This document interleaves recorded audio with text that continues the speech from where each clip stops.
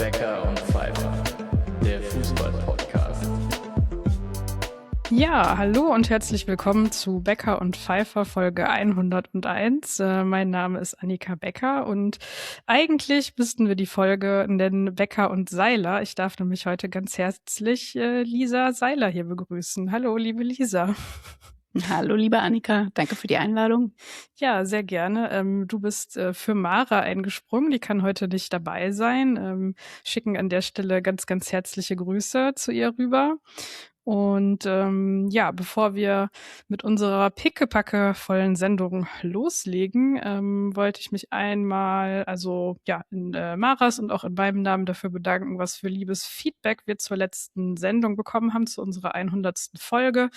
Einige von euch haben uns nämlich auf verschiedenen Wegen dazu geschrieben und haben auch ein bisschen was erzählt, wie wertvoll sie die Sendung fanden. Und das freut uns natürlich ganz besonders. Und deswegen an der Stelle nochmal auch ein hörbares Dankeschön. Und ja, ich würde sagen, damit legen wir mal los. Wir haben nämlich heute ordentlich was vor. Aber fangen wir doch mal mit dir an, liebe Lisa. Vielleicht so für diejenigen, die dich noch nicht so kennengelernt haben. Du bist ja auch freiberufliche Journalistin, arbeitest auch im Fußball der Frauen, bist bei der SGS Essen auch unterwegs. Was beschäftigt dich denn so in deiner Arbeit? Was sollte man über dich wissen? Mich beschäftigt im Moment tatsächlich schwerpunktmäßig der Fußball der Frauen. Ich habe eine Website namens elffrauen.de seit einiger Zeit und mache da hauptsächlich Interviews oder reportagige Stücke und hintergründige Sachen. Das ist das, was mir so am meisten Spaß macht. Mache ich noch nicht so wahnsinnig lange, aber macht mir sehr viel Spaß. Und wie du schon gesagt hast, bin ich öfter mal an der Hafenstraße anzutreffen.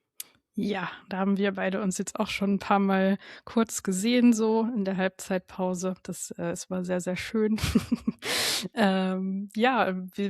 Erzähl doch mal ein bisschen, wie war denn so dein Zugang dann eigentlich zum Fußball? Also bei mir, ich habe das jetzt ja im Podcast auch schon häufiger mal so an der einen oder anderen Stelle zum Besten gegeben, war es so das Typische, man wird irgendwie so mit Fußball der Männer großgezogen und hat dann da irgendwie so durch die Familien Verein und dann kommt so der Fußball der Frauen ein bisschen später in die Biografie. Wie war das denn bei dir? Das war bei mir tatsächlich ein bisschen anders, insofern als mein Vater und mein Bruder beide totale Fußballmuffel sind, also keiner von beiden auch nur das geringste Interesse hat. Mein Interesse am Fußball kam tatsächlich so einfach aus mir heraus. Ich habe wahnsinnig gern gespielt als Kind auf den Bolzplätzen bei uns in der Umgebung.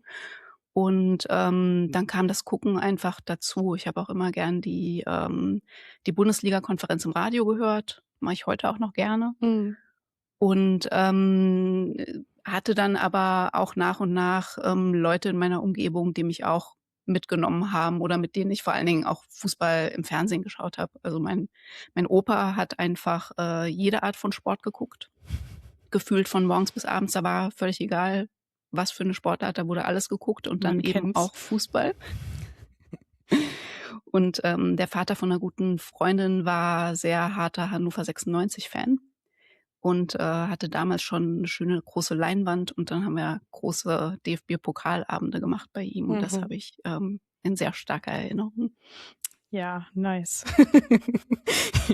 Wir gucken heute in den Themen mal sehr dezidiert auf die SGS Essen und dann dachte ich so, weil sich das durch die Nachrichten der letzten Tage und Wochen anbietet, so generell vielleicht mal so in einem Überblick auch auf andere Vereine, gerade im Ruhrpott, also dass man so vielleicht von außerhalb bekomme ich das manchmal mit, dass so ein bisschen so Fragen auftauchen, so ja, in welcher Liga spielt denn jetzt eigentlich gerade Dortmund oder Schalke und wie ist denn da überhaupt die Situation und wie ändern sich vielleicht irgendwie die Machtverhältnisse und da gucken wir nachher mal so in einem etwas gröberen Überblick drauf.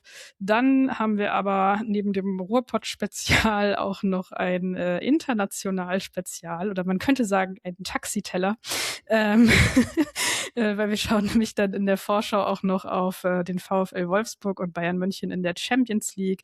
Wir haben jede Menge Blitz-News und wir haben auch wieder einen Kackspecht für euch am Ende. Aber ihr kennt das schon, wir sprechen am Anfang der Folge auch immer kurz ein bisschen über unsere Fußballwoche und da würde ich sagen, fang du doch mal an. Was hat so deine Fußballwoche ausgemacht? Ich würde es ein bisschen weitergreifen und einfach seit eurer letzten Sendung gucken, weil so das Schönste war eigentlich in dem Zeitraum für mich das DFB-Pokalviertelfinale. Mhm. Da war ich bei der SGS Essen gegen Bremen an der Hafenstraße vor Ort, da haben wir uns auch getroffen. Ja. Schon deshalb ein schönes Erlebnis. Aber auch ansonsten war einfach die Stimmung dort richtig gut. Also ich habe es selten tatsächlich so vibrierend erlebt an der Hafenstraße. Ich hatte das Gefühl, es hatte auch ein bisschen mit den Bremer Fans zu tun, die dafür Stimmung gesorgt haben und die es so ein bisschen angesteckt haben, dass das Essener Publikum das nicht auf sich sitzen lassen wollte. Und Ja. da war richtig schön was los und war natürlich aus Essener Sicht auch einfach tolles Ergebnis, tolles Erlebnis.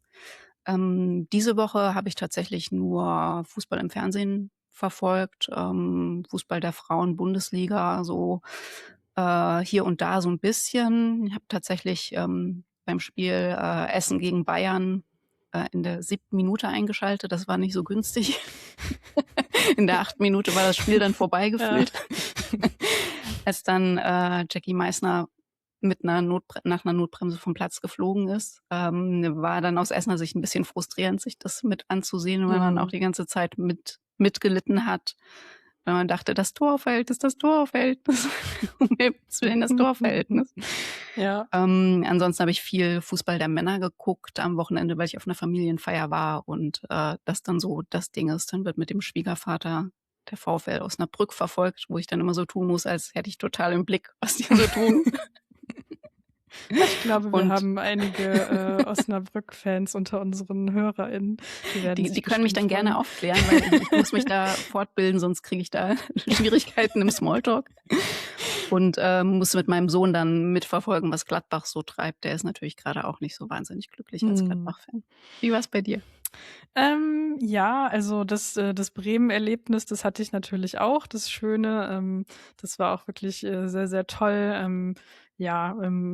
Habe ich eigentlich jetzt auch gar nicht so super viel hinzuzufügen. Es war so ein bisschen so ein Klassentreffen-Feeling irgendwie, also weil es waren schon auch ein paar ehemalige Spielerinnen da und es ist dann einfach schön. Also es ist dann man merkt, so, es ist ein besonderes Spiel, es ist eine besondere Stimmung. Das Ergebnis hat dann am Ende natürlich auch geholfen, aber es war eigentlich vorher schon so eine sehr freudige Stimmung in der Luft. So bei allen hatte ich so das Gefühl, das fand ich sehr, sehr toll. Ja, so ein bisschen das gegenteilige Erlebnis war dann das Spiel gegen Bayern München. Also da haben mir jetzt schon mehrere andere Leute geschrieben, dass sie da auch die Atmosphäre so toll fanden und wahrscheinlich, wenn man dann so objektiv drauf guckt oder irgendwie nochmal in den Stream guckt, dann nehme ich mal an, ist es auch so. Für mich persönlich war es halt leider absolut gar nicht so, weil also erstmal muss man sagen, ist es ein neuer Zuschauerrekord gewesen für Essen, also 4.800 und ein paar zerquetschte waren da, also viele Bayern-Fans, aber auch so viele Leute, die ja jetzt irgendwie weder Bayern-Fan sind noch Essen-Fan sind, sondern dann einfach sich sagen so, das ist irgendwie gerade Bayern München ist gerade das beste Team in der Frauen-Bundesliga, die möchte ich gerne mal sehen, so, das will ich mir mal angucken. Ist ja auch alles schön und gut. Da sind dann aber halt, man kennt es ja auch von Länderspielen so oder von den sogenannten Highlight-Spielen von anderen Bundesligisten, dass dann da eben auch so die typischen saufenden, sexistisch rumpöbelnden Männergruppen dazwischen sind. Und eine von denen war halt direkt hinter mir. Und also das ging dann irgendwie so erst sehr, sehr harmlos los mit, man redet, hört so an den Gesprächen, die sind halt nicht oft bei Spielen von Frauen und reden dann auch nur über Spieler, also irgendwelche ehemaligen Bundesligaspieler und Vereine und so weiter. Ja, und dann driftete das Ganze dann aber mit dem Laufe der Zeit halt ziemlich krass ab. Und ja, ich möchte das jetzt hier auch nicht wiederholen oder sagen, um welche Spielerinnen es da genau ging. Aber es war halt einfach unangenehm. Und das hat dann so diesen Prozess angestoßen von, okay, ich bin irgendwie definitiv gerade eigentlich nicht die Einzige, die das hört, aber ich bin irgendwie so in der Runde, wie wir da jetzt saßen, so die einzige Frau.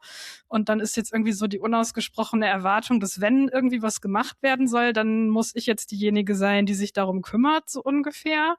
Es war halt auch, ich glaube, einen Tag, nachdem diese ganze Colleen Fernandes-Geschichte in den Medien so groß gelandet war. Also bei mir ist es so, und ich glaube, das geht vielen anderen Leuten so, dass man dann auch nochmal so eine höhere Sensibilität für so gewisse Themen hat oder ja auch irgendwie einfach angespannter ist so. Und das war halt einfach eine ungute Mischung. Und ich war dann auch so ein bisschen überfordert mit der Situation, ehrlich gesagt, weil ja, also es sind natürlich dann schon Ordner im Stadion, aber es waren jetzt nicht so unbedingt der Zuschauermenge angemessen so viel mehr Ordner. Und ich meine, man kennt es vom Fußball der Frauen, dass da sowieso nie viel Sicherheitspersonal unterwegs ist und eigentlich will man das auch nicht.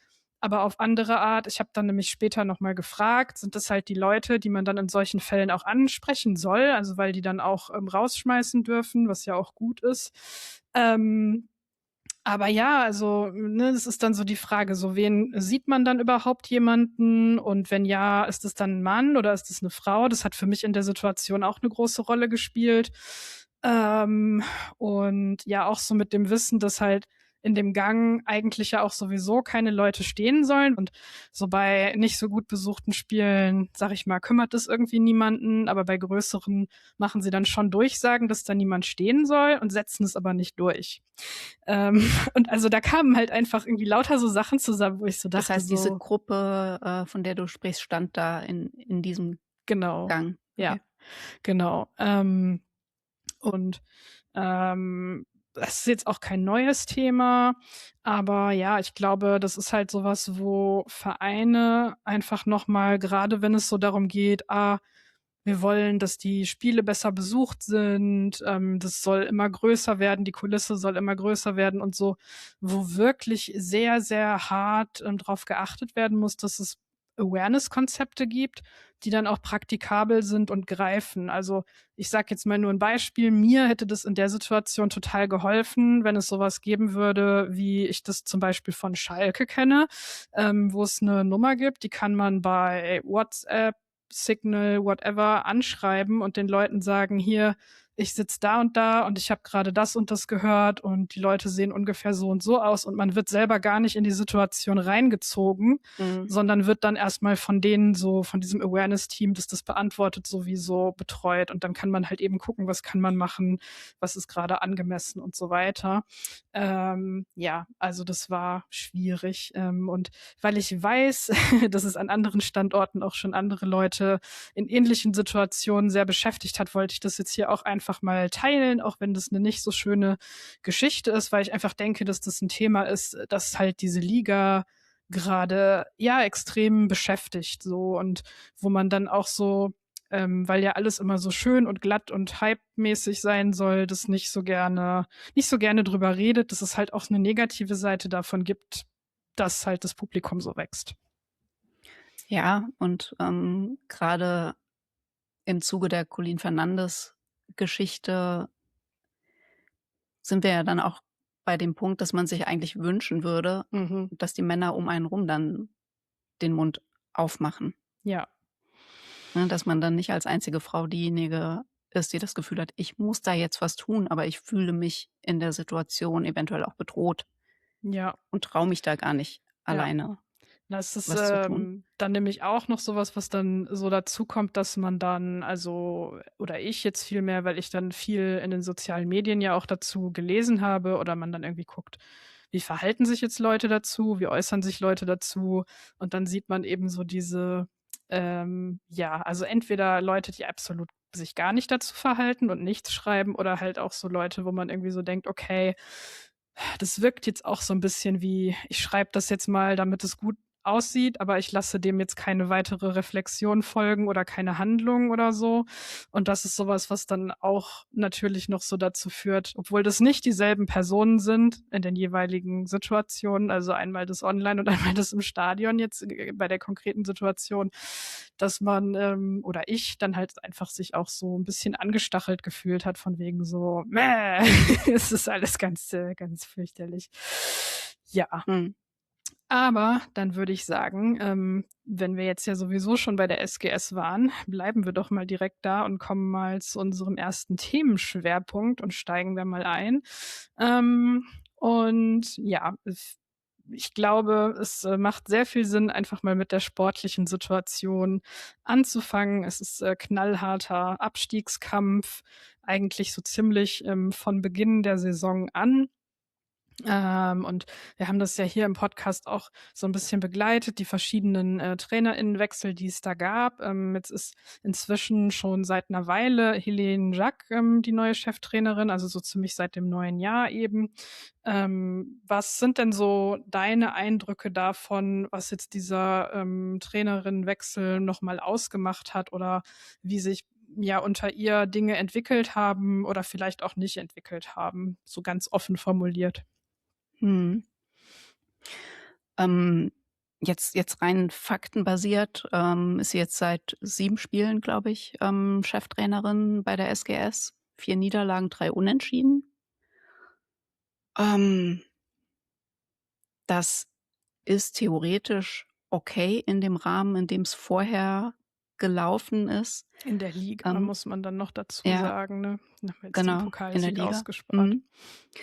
Ähm, Allerdings, was ich besorgniserregend finde, ist dann, dass dann halt solche Spiele wie das gegen den HSV Hm. nicht gezogen werden, wo irgendwie eigentlich klar ist, dass eigentlich musst du das gewinnen. Ja. Und dazu kommt halt ein wirklich grausames Torverhältnis, das einfach dazu führt, dass man auf den HSV jetzt praktisch 3 Punkte Rückstand hat, aber wenn du das Torverhältnis mit einrechnest, sind es eigentlich de facto 4 Punkte, Mhm. die man aufholen muss. Und das ist natürlich bei der Menge an Spielen, die noch ausstehen, 'ne echt schwierige Nummer.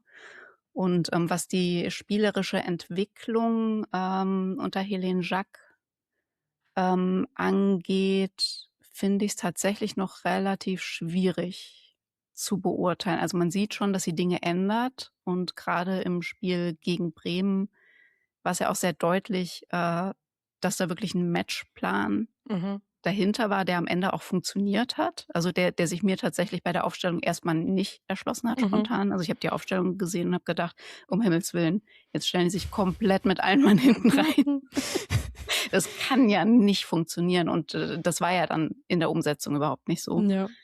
Ähm, das fand ich schon interessant als taktische Idee, weil jetzt die letzten 2 Spiele sind natürlich also gerade Hoffenheim, da war ich schon enttäuscht, was das Spiel anging. Da hatte ich ehrlich gesagt von der SGS mehr erwartet. Wie ist es bei dir im Moment?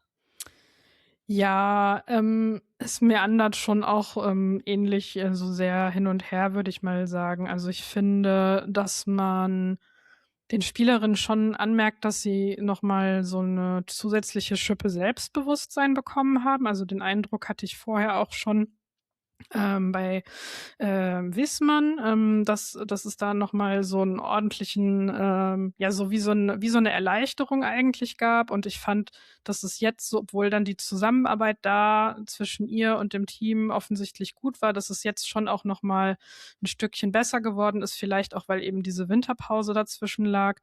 Ähm, und dass es zwischendurch jetzt häufiger mal so Phasen gibt in den Spielen, wo ich sagen würde: „Okay, das sieht jetzt auch irgendwie, ja, so nach Fußball aus.“ Also, klar, am Anfang fand ich, als sie übernommen hat, Helene Jacques, da war es schon sehr so: „Okay, erst mal hinten reinstellen, mauern, Sicherheit gewinnen.“ Und da war meine Sorge so ein bisschen: „Oh, wenn sie das jetzt die ganze Saison nur so machen wollen, dann wird es wahrscheinlich nicht reichen, weil man muss halt blöd gesagt, Tore schießen, um im Fußball irgendwas zu gewinnen. Und gerade wenn du unten drin hängst, dann gibt es ja oft so diese Versuchung zu sagen, so, nee, nee, nee, wir spielen jetzt hier nur auf Sicherheit. Und das ist aber aus meiner Sicht eigentlich ein Fehler, weil ja man eben ja aktiv gucken muss, dass irgendwie Punkte reinkommen. Und so diesen Umschwung, den hat es dann ja schon gegeben, also dass man gemerkt hat, okay, sie versuchen jetzt aktiver zu sein und auch mehr von sich aus tatsächlich so zu Torchancen zu kommen. Es funktioniert halt nur leider nicht immer so richtig gut, oder ist nicht so effizient. Und ja, da ist dann jetzt die Frage, ob es schnell genug noch geht, bis zum Ende der Saison da diese Entwicklung weiterzumachen, dann eben zu Toren und dann hoffentlich auch zu Punkten zu kommen. So, ich ja, bin sehr, sehr skeptisch, muss ich leider sagen. Einfach wie die Tabellensituation jetzt ist und weil ich 'n etwas besseren Eindruck vom HSV habe tatsächlich. Ich finde, die sind ja sowieso schon nicht schlecht gestartet in der Saison und haben sich dann aber also erwartendermaßen ja auch noch mal 'n Stück gesteigert und wirken eigentlich sehr gefestigt so und ähm, ja, das ist halt so das, ne? Man muss irgendwie einerseits als Team, als SGS Essen auf die eigenen Leistungen gucken und schauen, dass man selber punktet, aber man schafft es halt eben nicht mehr komplett aus eigener Kraft. Und dann muss man darauf hoffen, dass Hamburg genug Sachen liegen lässt. Und das sehe ich gerade ehrlich gesagt nicht so richtig. Weiß nicht, wie dir Ja, das geht. ich bin da ein bisschen zwiegespalten. Also, Hamburg hat natürlich in der Winterpause noch mal ordentlich nachgelegt, was den Kader angeht, ähm, und auch gut nachgelegt. Also, da funktioniert eben auch vieles. Viele der Spielerinnen spielen auch direkt an der ersten Elf. Ähm, Was ich ein bisschen kritisch sehe bei Hamburg, dass ich das Gefühl habe, dass sie aber auch eine gewisse Abhängigkeit von bestimmten Spielerinnen haben. Also, ich weiß zum Beispiel nicht, wie das Hamburger Spiel aussieht, wenn Lotta Frede, warum auch immer, ausfallen sollte. Hm. Ähm, Die Abhängigkeit sehe ich so stark bei Essen im Moment nicht von einzelnen Spielerinnen. Das ist natürlich im Umkehrschluss aber auch so, dass das eben auch bedeutet, bei Essen ragt gerade keiner raus, Ja, der, beziehungsweise würde ich jedenfalls nicht dem in der Offensive. Ja, beziehungsweise würde ich dem fast entgegenhalten, es gibt diese Abhängigkeit schon, aber das sind dann eben die Spielerinnen, die sowieso die ganze Zeit verletzt waren und teilweise auch noch sind. Also ich meine, Beke Sterner kann jetzt inzwischen wieder Mhm. spielen, aber ich glaube, dass sie ja einfach so 3/4 der Saison ungefähr ausgefallen ist. Das Ja, war genau. Also, äh, was ich meinte, waren ja, tatsächlich die Spielerinnen, die aktuell auf dem ja, Platz stehen können. Beke Sterner ist jetzt wieder dabei, aber auch erst so kurz. Die ist natürlich auch noch nicht bei 100% nach nee, der langen genau. Ausfallzeit. Nee, aber ja, Ja, also 'ne Lilly Porcella, also ich glaube dass man die halt nicht ersetzen kann, das ist irgendwie logisch. Aber ja, gleichzeitig dann auch so ein bisschen ja, der Knackpunkt der Saison irgendwie auf eine Art und Weise. Womit wir dann ja auch schon beim Thema Ausfälle wären. Ich habe die beiden ja jetzt genannt. Es gab dann zwischendurch in der Saison, das hast du hier auch noch mal mit aufgelistet, aber ja auch noch andere Spielerinnen, die immer wieder mal ausgefallen sind oder zwischendurch mal so längere Phasen hatten, ja, wo man einfach nicht so besonders viel von ihnen gehört hat. Jana Feldkamp zum Beispiel, die ist jetzt auch wieder mit dabei, aber ja, da hatte man irgendwie auch, glaube ich, ein bisschen größere Hoffnungen so, dass sie einen größeren Einfluss auf die Spielzeit nehmen kann, oder? ja, also ich habe das, als sie verpflichtet worden ist, schon so verstanden, dass, sie eigentlich die Stabilität im Mittelfeld herstellen sollte. Also dafür sorgen sollte, dass das defensiv abgesichert ist und gleichzeitig Impulse nach vorne geben soll. Das habe ich, diese Saison eigentlich noch nicht gesehen von ihr. Man muss aber auch sagen, sie stand überhaupt nur 12 Mal im Kader. Also da war halt auch ständig irgendwas, wobei Mhm. ich jetzt auch nicht weiß, welche Art von Verletzung oder welche Hintergründe es hatte, aber sie hat auch einfach ist auch einfach sehr, sehr viel ausgefallen und konnte die Rolle, warum auch immer, die ihr zugedacht war, sicher nicht ausfüllen. Ja. Ähm, Ich glaube, sie hatte zwischendurch was mit dem Knie, ist so was, das ich gehört habe, aber ja. Cassandra Pozzi hast du auch noch aufgeführt. Erst 2 Spiele über 90 Minuten. Fällt auch, glaube ich, immer noch aus, oder? Also sie hatte so ein Ödem irgendwo, hieß es mal vom Verein, ein Knochenödem. Und das ist halt sowas, das kann einigermaßen schnell vorbeigehen, aber es kann sich eben auch lange hinziehen. Und das ist jetzt dann so der letztere Fall dieser beiden Möglichkeiten. Ja, also sie war seit dem 12. Spieltag nicht mehr im Einsatz. Ich glaube, sie stand dann einmal noch im Kader, ja, aber hat nicht mehr gespielt und war auch oft gar nicht dabei. Mhm. Und, ja, das kriegt man, glaube ich, mit dem Kader einfach nicht kompensiert. Dafür ist die zweite Reihe dann nicht stark genug, um zu sagen, das ersetzen wir dann, in der gleichen Qualität. Ja, ja, es war von Anfang an, fand ich, auch ein sehr kleiner Kader, also wo eigentlich auch so absehbar war, so es darf nichts oder nicht viel passieren, dann wird's halt direkt eng. Kommuniziert wurde das dann vom damaligen Trainerteam immer so, dass man sich bewusst dafür entschieden habe, damit die Wege aus den Jugendteams nach oben möglichst einfach und kurz sind. Aber ich halte das ehrlich gesagt für Schönrednerei. Ja, dass es da einfach an anderen Stellen dann gefehlt hat so, weil ich meine, ausbilden und irgendwie mal jemanden hochziehen und beim Training mitmachen lassen oder so oder einfach mal reinwerfen, wenn die Situation in der Tabelle vielleicht auch nicht so eng ist, geht immer, wenn man es möchte. Und ja, die Situation ist jetzt sportlich einmal sehr, sehr angespannt und das bedeutet dann aber ja für Vereine auch immer, sie müssen zweigleisig planen, weil sie nicht wissen, was ist. Und jetzt sind wir aber schon in der Phase der Saison, wo man eigentlich schauen muss, was macht man, ne? Also kann man in der ersten Liga weiterspielen oder geht's in die zweite Liga? Mit wem kann man verlängern? Wen kann man vielleicht verpflichten? Welchen Jugendspielerinnen gibt man eventuell Profiverträge? Und da sind jetzt ja auch schon einige Entscheidungen gefallen. Sehr viele sind auch noch offen. Und was ich ganz interessant finde, ist, dass man dann ja auch vor kurzem Daniel Kraus vorgestellt hat als neuen sportlichen Leiter, der tatsächlich auch sofort angefangen hat. Also war zwischenzeitlich also ist ja ein ehemaliger Trainer der SGS Essen von 2016 bis 2019, war hier auch sehr erfolgreich und weil er dann so erfolgreich war, ging es dann eben weiter zum SC Freiburg, war dann zwischendurch Leiter der Nachwuchsabteilung beim VfL Wolfsburg und zuletzt eben Trainer von Wolfsburg 2. Und ja, ist da jetzt mitten in der Saison losgeeist worden, was ja schon auch erstmal bemerkenswert ist. Und ja, wie bewertest du die Entscheidung oder so diese Gemengelage mit den offenen Verträgen oder auslaufenden Verträgen? Ja, also ich glaube, es ist eine unglaublich schwierige Lage. Also, ich halte es für richtig erstmal, dass man einen sportlichen Leiter engagiert, dass man jetzt wieder jemanden hat auf dem Posten. Ähm, Wo ich mir jetzt nicht ganz sicher bin, ist, funktioniert das, jemanden zu nehmen, der ja auf dieser Position keine Erfahrung hat, soweit ich weiß. Also, er war doch bisher immer Trainer oder war er jemals in 'ner ähnlichen Position? Wäre mir jetzt nicht bekannt, wobei natürlich so, ja, Nachwuchsabteilungsleiter auch so ein bisschen in so eine Richtung geht. Also, da schaut Mhm. man dann ja auch, wen gibt's so bei anderen Vereinen oder Verbänden, die man vielleicht irgendwie zum eigenen Club locken kann oder so.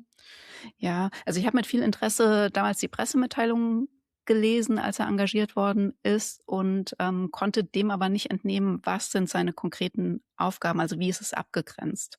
Wie grenzt sich das zum, Trainerinnen-Team ab, was er tut? Wie grenzt sich das zu den Aufgaben von Florian Zeutschler ab, von dem er ja wahrscheinlich einiges übernehmen wird, was ja auch Sinn macht, wenn man bedenkt, dass, Florian Zeutschler inzwischen ja auch Zusatzaufgaben Ja.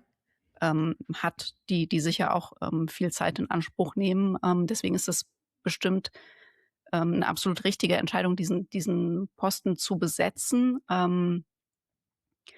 Halte ich auf jeden Fall für richtig. Halte ich auch für richtig, das jetzt zu machen. Also früher wäre wahrscheinlich noch besser gewesen, aber spätestens jetzt das zu tun und nicht zu warten, bis die Saison zu Ende ist, halte ich auch für vollkommen richtig. Weil du hast ja auch aufgeführt, wie viele auslaufende Verträge es da gerade gibt. Also ich lese hier Flachfürst, Terhorst, Lilly Purcell, Kowalski, Debitzky, Plattner, Meyer, Lukassen. Da sind ja auch definitiv Spielerinnen dabei, bei denen ich nicht annehme, dass sie mit in die zweite Liga gehen wollen, wenn es denn dahin gehen sollte.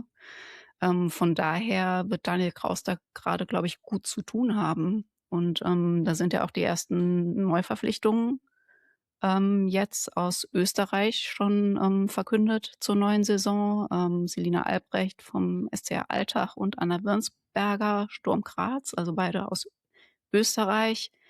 Beide für die Abwehr, auch die beiden Jugendspielerinnen, die jetzt einen Profivertrag bekommen, sind für die Abwehr. Also die Abwehr hat man schon mal ausgerüstet.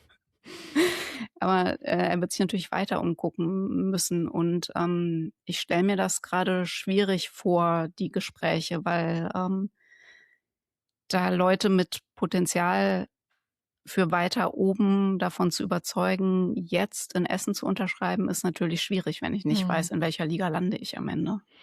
Ja, genau. Und bei Neuzugängen macht man das in der Regel ja auch nicht so, dass man dann sagt, der Vertrag beinhaltet eine Option und wenn es die zweite Liga wird, dann wechselst du nicht zu uns. Also, oder wenn, dann würde man sowas halt überhaupt nicht öffentlich ankündigen oder so, sondern halt nur dann, wenn feststeht, dass der Wechsel zustande kommt. Deswegen gehe ich auch stark davon aus, also weil mich das jemand gefragt hat, dass die beiden Neuzugänge, die schon bekannt gegeben wurden, dann auch ligaunabhängig kommen werden. Und das auch bei den beiden Jugendspielerinnen so ist. Bei Verlängerungen, ja, da gibt es das manchmal, dass man eben sagt, so, man verlängert, der Verein möchte natürlich eigentlich, dass dann irgendwie drin steht, der Vertrag gilt auch im Falle des Abstiegs, der Berater oder die Beraterin und die Spielerin möchten das vielleicht nicht. Und manchmal gibt es das dann, dass man sich da auf eine Klausel einigt, aber eigentlich dann auch nicht, wenn man in der Situation ist, wie es jetzt ist, also dass der Vertrag auslaufend wäre im Sommer, sondern das macht man dann eigentlich so mit Blick auf irgendwie so zukünftige nächste Jahre, während die Situation gerade noch nicht so heikel ist. Sonst lassen sich da eigentlich die meisten Leute nicht drauf ein, ist so meine Erfahrung.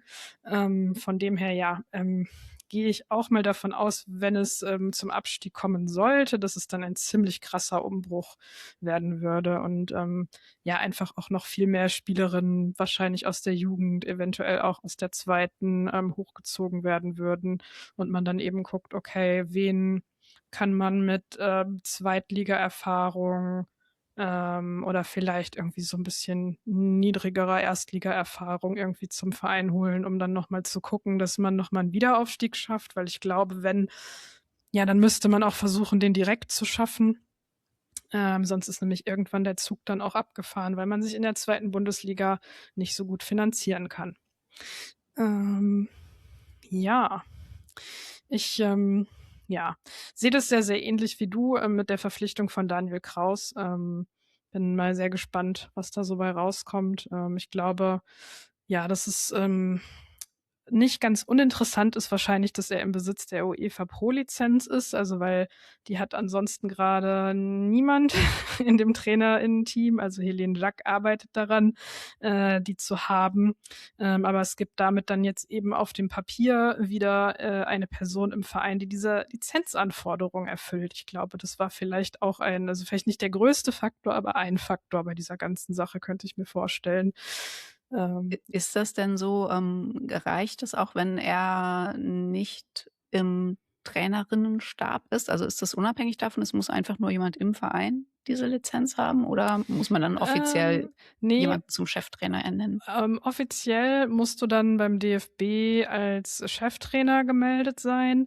Da wäre jetzt die Frage, wie das so ist. Also weil vorher bei der Konstellation, die wir hatten, da war das ja so, dass öffentlich immer gesagt wurde, Robert Augustin ist der Trainer, aber offiziell war er halt eigentlich der sportliche Leiter Und Thomas Gerstner war derjenige mit der Lizenz und war offiziell der Trainer, aber wurde halt öffentlich nicht immer unbedingt so vorgestellt, also weil Medien das auch oft verwechselt haben und es dann so ein bisschen verschwommen war. Und ich glaube, dass zum Beispiel so bei diesen Interviews, die dann im Rahmen der Spieltage gemacht wurden, wo dann irgendwie gesagt wird, so von Magenta oder The Zone, whatever, wir wollen aber hier mit dem Trainer sprechen, dass dann am Anfang das schon auch immer so ein bisschen die Frage war, okay, wer kommt denn da jetzt dahin und so. Ja, war jetzt einfach so ein Spekulatius von mir, weil mir das aufgefallen ist, als ich nochmal über ihn nachgelesen habe. Ja, ich würde sagen, oder? Also wenn du nicht noch irgendwas zu ergänzen hast zur Lage bei der SGS, Ja, das schreiten wir Ruhrgebiet mal. ist ja noch größer. Schreiten wir mal voran und gehen immer eine Liga niedriger und schauen erstmal auf die zweite Bundesliga. Da spielt nämlich der VfL Bochum, sind letzte Saison als Aufsteigerin ja am Ende der Spielzeit im Tabellenmittelfeld gelandet. Und danach sieht es auch dieses Mal sehr stark aus. Also sie haben einen komfortablen Abstand nach unten und haben aber den fast genauso großen Abstand auch nach oben. Also da wird sich wahrscheinlich nicht mehr so viel tun, liegen aktuell auf Platz 6.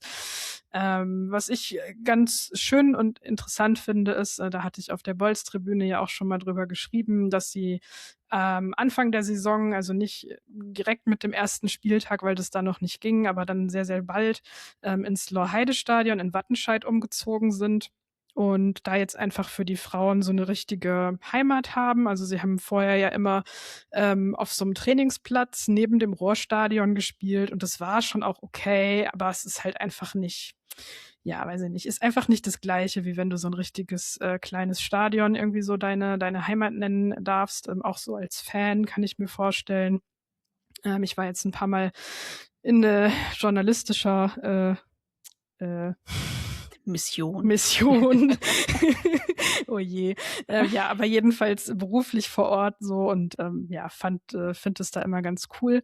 Und mir ist aufgefallen, dass sie, weil sie jetzt natürlich die Leute auch so ein bisschen an diesen Ort bekommen müssen, vermehrt so Aktionen gerade machen, um da das Publikum aufzubauen und sich auch so ein bisschen so ein Stammpublikum aufzubauen. Also zum Beispiel gab es irgendwie eine Aktion, da haben sie ganz viele Grundschulen eingeladen und da ganz viele Tickets verteilt und dann waren wirklich ganz viele Grundschulklassen mit den Lehrerinnen und Lehrern da. Finde ich irgendwie eine schöne Idee.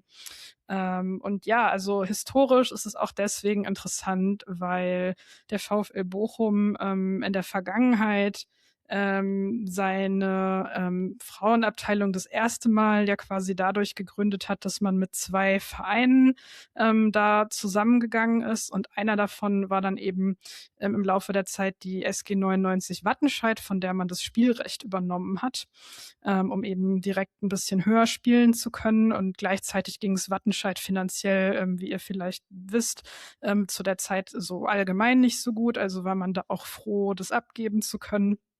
Und dann gab es zwischenzeitlich beim VfL mal eine Weile keine Frauenabteilung und die wurde dann aber irgendwann wieder neu gegründet. Genau. Und ja, jetzt ist es so, dass sie eben mit relativ gutem Dampf in der zweiten Liga angekommen sind, aber da gerade so ein bisschen stagnieren und vor der Saison ja schon mehrere Kaderspielerinnen an Schalke in der Westfalenliga verloren haben. Was sowas ist, ja, das kann man dann, finde ich, so Schalke und Dortmund, da kommen wir gleich zu, schon beiden so ein bisschen ankreiden bei dem, was sie nämlich sich selber als Mission mal ausgegeben hatten und wie sie dann aber handeln. Dortmund vielleicht noch mehr als Schalke. Und gleichzeitig zeigt es für mich aber auch so ein bisschen, dass dann beim VfL ja irgendwie so die Voraussetzungen fehlen, um dann so Spielerinnen zu sagen, ja, was willst du denn jetzt aber in der tiefen Liga? Also wir sind hier in der zweiten Bundesliga, das ist irgendwie vielleicht ein bisschen besser für deine Karriere oder so, bleib doch einfach hier. Also da fehlt es dann anscheinend irgendwie an Ressourcen. Es muss ja auch nicht immer nur Geld sein, das kann ja auch Trainingsressourcen sein, wie so die Bedingungen sind. Ja, und dann Wie so als Ruhrpott-Romantiker ganz platt gefragt, läuft da auch so viel Grönemeyer wie bei den Männern oder? Wie ist so deine Ja, Erfahrung? doch, also Bochum wird da vor den Spielen schon gespielt. Also, Hervorragend, ich bin dabei. ja, ich würde sagen, wir ziehen mal weiter zum ersten FFC Recklinghausen 2003. Wie man dem Kürzel FFC entnehmen kann, ist es ein unabhängiger Frauenverein, so ähnlich wie das damals beim FFC Frankfurt auch war, Frauenfußballclub. Die spielen in der Regionalliga West und haben das Stadion Hohenhorst, was auch ein sehr schöner Name ist für sich. Und ja, es ist ein bisschen traurig, aber schon in diesem Bereich der Fußballpyramide fällt es sehr auf, dass man da so einen Frauenfußballverein hat. Also ohne eine größere Männerabteilung. Die personell ganz interessant. Die Schwester von Sjöke Nüsken spielt im Verein. Die hat ja ganz lange tatsächlich keinen Fußball gespielt, weil sie so eine schwere Verletzung hatte. Irgendwann mal, dass sie aufgehört hat und hat dann aber nach mehreren Jahren, das ist auch noch gar nicht so lange her, zuletzt da ihr Comeback gegeben im Fußball, spielt da jetzt. Und ich finde immer ganz spannend, also ich habe Recklinghausen tatsächlich jetzt schon ein paar Mal gesehen, weil es da so Kreispokalbegegnungen gab, die mich interessiert haben, dass sie dann immer wieder mal so Nationalspielerinnen bei sich im Kader haben von Fußballnationen, ja, die jetzt im Fußball der Frauen nicht ganz so groß sind. Also zum Beispiel Kroatien, die Torhüterin Carlotta Sesjak spielt für sie im Tor und Kroatien ist in der Nations League C. Und das finde ich schon, also so für Regionalliga und ein Verein, der sich dann ja auch irgendwie finanzieren muss, schon erstmal so eine ganz spannende Geschichte dann tatsächlich auch immer so zu sehen, wen sie da so auf dem Feld haben. Mhm. Ja, und Recklinghausen hat jetzt aber in der Liga zuletzt eine ziemlich heftige Abreibung bekommen vom BVB. Magst du Wer uns, nicht? magst du uns vielleicht mal ein bisschen was zu den Dortmunderinnen erzählen? Ja, Dortmund hat sich ja den langjährigen Trainer der SGS geangelt. Zu deinem Leidwesen, nehme ich mal an. Ich habe nur schon ungefähr 5-mal wahrscheinlich drüber geredet. Ja, musst du auch gar nichts zu sagen. Wir nehmen das jetzt einfach mal so als Fakt hin. Markus Ja. Högner trainiert die BVB-Frauen in der Regionalliga West. Die spielen im Stadion Rote Erde. Mag ich persönlich gerne.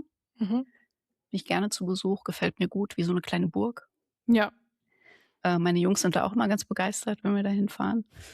Ja, und der BVB hat Anfang der Saison mehr Schwierigkeiten gehabt, als man, glaube ich, so in der breiten Öffentlichkeit erwartet hatte, weil irgendwie war ja so ein bisschen die Idee, die marschieren jetzt einfach mal von unten nach oben durch und da kommt jetzt nicht mehr viel dazwischen. War so die Außenwahrnehmung für mich. Und dann war es aber so, dass der BVB bereits am zweiten Spieltag das Hinspiel bei Köln 2 mit 4:3 verloren hat. Und dann am 5. Spieltag, was ziemlich dumm gelaufen ist. Da hat man nämlich eigentlich 3:0 gegen den SV Deutz gewonnen und den Sieg hinterher aber am grünen Tisch aberkannt bekommen, weil der BVB Sarah Ito eingesetzt hat, eine Mittelfeldspielerin, die allerdings nicht auf dem Spielberichtsbogen stand. Und das ist nicht erlaubt. Deshalb wurde das dann im Nachhinein als 0:2 Niederlage des BVB gewertet. Und diesen verlorenen Punkten ist der BVB dann eigentlich hinterhergelaufen bis zum Sonntag jetzt. Mhm. Da hat dann Köln 2 gegen Arminia Bielefeld verloren mit 1:4. Und jetzt hat der BVB die Chance, wieder aus eigener Kraft aufzusteigen, weil aktuell haben die noch ein Spiel weniger gespielt, sind 3 Punkte jetzt, glaube ich, noch Mhm. hinter Köln 2, weil sie parallel zu der Niederlage von Köln eben 6:0 gegen Recklinghausen gewonnen haben. Und jetzt sieht's wieder ganz gut aus dafür, dass Alexandra Popp vielleicht nicht in der Regionalliga West antreten muss nächstes Jahr. Ja, also die sind jetzt eigentlich wieder im Plan, würde ich sagen. Also so, wie man sich das vor der Saison vorgestellt hat.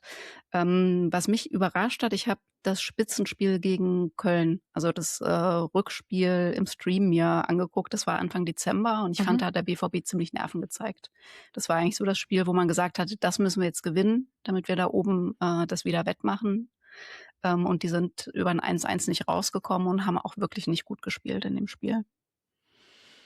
Ja, also ich meine, es ist ja auch so, dass man nicht schneller wachsen kann, als man wachsen kann. Also ich meine, natürlich kann man eine gewisse Entwicklung vorantreiben mit guten Spielerinnen, die zum Teil halt besser sind als die Liga, und irgendwie sicherlich auch sehr guten Bedingungen und so weiter. Aber so einen gewissen Lernprozess mit so einem Druck umzugehen und so einer Öffentlichkeit, die da jetzt ja auch immer mehr dazukommt, das muss man ja auch erstmal lernen, glaube ich, damit umzugehen, so, ne? Also, es war ja so, dass als die Abteilung gegründet wurde, da gab es, glaube ich, am Anfang halt irgendwie so sehr viel Interesse, so in der lokalen Presse und aber auch überregional, weil dann so, oh, der BVB kommt jetzt und dann so, ja, aber die fangen ganz unten an, genauso wie Schalke halt ein Jahr vorher. Und jetzt haben sie sich halt so nach und nach hochgearbeitet. Es gab jetzt ein paar Mal diese Derbys gegen Schalke und jetzt halt eben diese spannende Situation da in der Regionalliga West und auch, also es ist, BVB-Fans mögen diese Geschichte bestimmt nicht mit Deutz, aber wenn man das Leuten erzählt, die das noch nie gehört haben, das ist ja ein gefundenes Fressen, weil es einfach so unterhaltsam ist, so was für komische Blüten der Fußball und die Fußballregularien manchmal treiben können. Und ja, also da kommt dann halt irgendwie so eine Aufmerksamkeit rein. Das kennen, glaube ich, viele von den Spielerinnen auf die Art nicht so. Und das ist dann, glaube ich, ein ganz anderer Druck. So kann ich mir vorstellen. Das war zumindest das Gefühl, dass ich aus diesem 1:1 dann gegen Köln mitgenommen habe, dass das wahrscheinlich wirklich, wirklich eine Druckfrage war. Einfach so dieses, wir müssen jetzt und alle erwarten auch irgendwie, dass wir das Spiel ziehen. Weil ich den BVB im DFB-Pokal zum Beispiel auch gegen Bayern gesehen habe, wo die natürlich völlig ohne Druck waren, weil es war ja klar, kein Ja. Mensch erwartet, dass sie das gewinnen. Die haben das auch nicht gewonnen. Die haben 2:0, glaube ich, verloren, das Spiel gegen Bayern. Ja, Es war, kann sein. es ist nicht so hoch ausgefallen, wie man erwartet hat. Ich kann es jetzt nicht mehr beschwören, was das Ich weiß es Endergebnis gerade war. auch nicht, weil ich es nicht sehen konnte. Ich war da irgendwo. Ja, ich war mit 2 meiner Jungs im Stadion, und das war einfach ein Spiel, bei dem ich das Gefühl hatte, da gehen die halt entspannt ran. Mhm. Und das haben die wirklich gut gemacht. Aber da war eben auch nicht der Druck. Da waren keine Erwartungen, da war einfach nur, ja, ich meine, jetzt kommt Bayern München, was Mhm. soll da schon bei rauskommen? Ja. Und ja, da hatte ich das Gefühl, das tut ihnen halt gut, wenn sie eben nicht in dieser Favoritenrolle sind. Und das ist ja auch verständlich. Ja, auf jeden Fall. Bielefeld, um das vielleicht einmal noch kurz zu ergänzen, ist übrigens gerade auf dem 3. Tabellenplatz. Also das sind auch so die einzigen, die vielleicht auch noch so Chancen dazu haben, da oben ja jetzt zu ärgern. Also jetzt haben sie erstmal Köln 2 geärgert, aber theoretisch, also das ist die Dortmund spielt noch gegen Bielefeld, gegen Köln 2 hatten sie ja schon beide Spiele. Aber das ist eben so ein direktes Duell da an der Tabellenspitze, das auch noch mal kribbelig werden könnte, vielleicht so für die Zukunft. Ja, jetzt haben wir über Ralf Kellermann, Mara und ich in unserer vorletzten Folge schon etwas ausführlicher gesprochen. Stand allerdings noch gar nicht fest, dass er zu Dortmund gehen würde. Da haben wir nämlich noch munter geraten, wohin ihn sein Weg führen könnte. Und dann war Dortmund, also das wurde dann, glaube ich, so ein paar Tage danach publik. Das war dann schon ein ziemlicher Knaller, oder? Ja, ich würde auch lügen, wenn ich jetzt behaupten würde, ich wäre davon ausgegangen, dass er dahin geht. Aber lustigerweise, ähm, zu dem Zeitpunkt, als verkündet wurde, er verlässt den VfL Wolfsburg, hatte Alexandra Popp ja schon sehr offensiv Mhm. mit dem BVB geflirtet, auch schon über einen längeren Zeitraum. Und ich weiß, dass ich an dem Tag den Witz gemacht habe. Ja. Na, wo geht er denn hin? Er geht, na klar, er geht mit Alex Popp zum BVB. Aber ja, ich gebe zu, es war ein Witz. Ja, Ich war dann das, auch überrascht, dass er das wirklich macht. Das kann ich bezeugen, dass das so war. Ja, und dass Alexandra Popp dann zum BVB geht, da haben eigentlich alle dann auch so ziemlich mit gerechnet, als da dann klar wurde, okay, sie wird den Vertrag nicht verlängern, so. Und dann, ja, war es irgendwie keine große Überraschung mehr, als dann da ein bisschen später die Meldung kam. Ja, ist für sie persönlich wahrscheinlich halt schon ein cooler Move, so erstmal bei dem Verein der Träume tatsächlich dann noch spielen zu können, so gegen Ende der Karriere und zu gucken, was da dann irgendwie noch so geht, was man da noch so mit bewirken kann. Vielleicht dann da ja auch tatsächlich im Nachgang irgendwie eine andere Funktion noch übernehmen zu können. Ähm, Könnte ich mir so vorstellen. Ja, bin ich auch gespannt, wobei ich irgendwie im Hinterkopf habe, dass sie zumindest früher immer gesagt hat, Trainerin könnte sie sich eigentlich nicht vorstellen, aber das mag ich auch falsch abgespeichert haben. Ja, und ich Aber gibt meine, ja auch andere Funktionen im Verein. genau, genau. Also ja, es kann mir schon auch vorstellen, dass sie vielleicht eine Zeit lang dann mal keine Lust hat auf Öffentlichkeit und so, aber ich meine, wer weiß. Ja, wenn ihr es noch nicht getan habt, ist an dieser Stelle natürlich auch sehr wichtig, nochmal zu erwähnen, dass Mara ein Buch über und mit Alexandra Popp geschrieben hat, eine Biografie.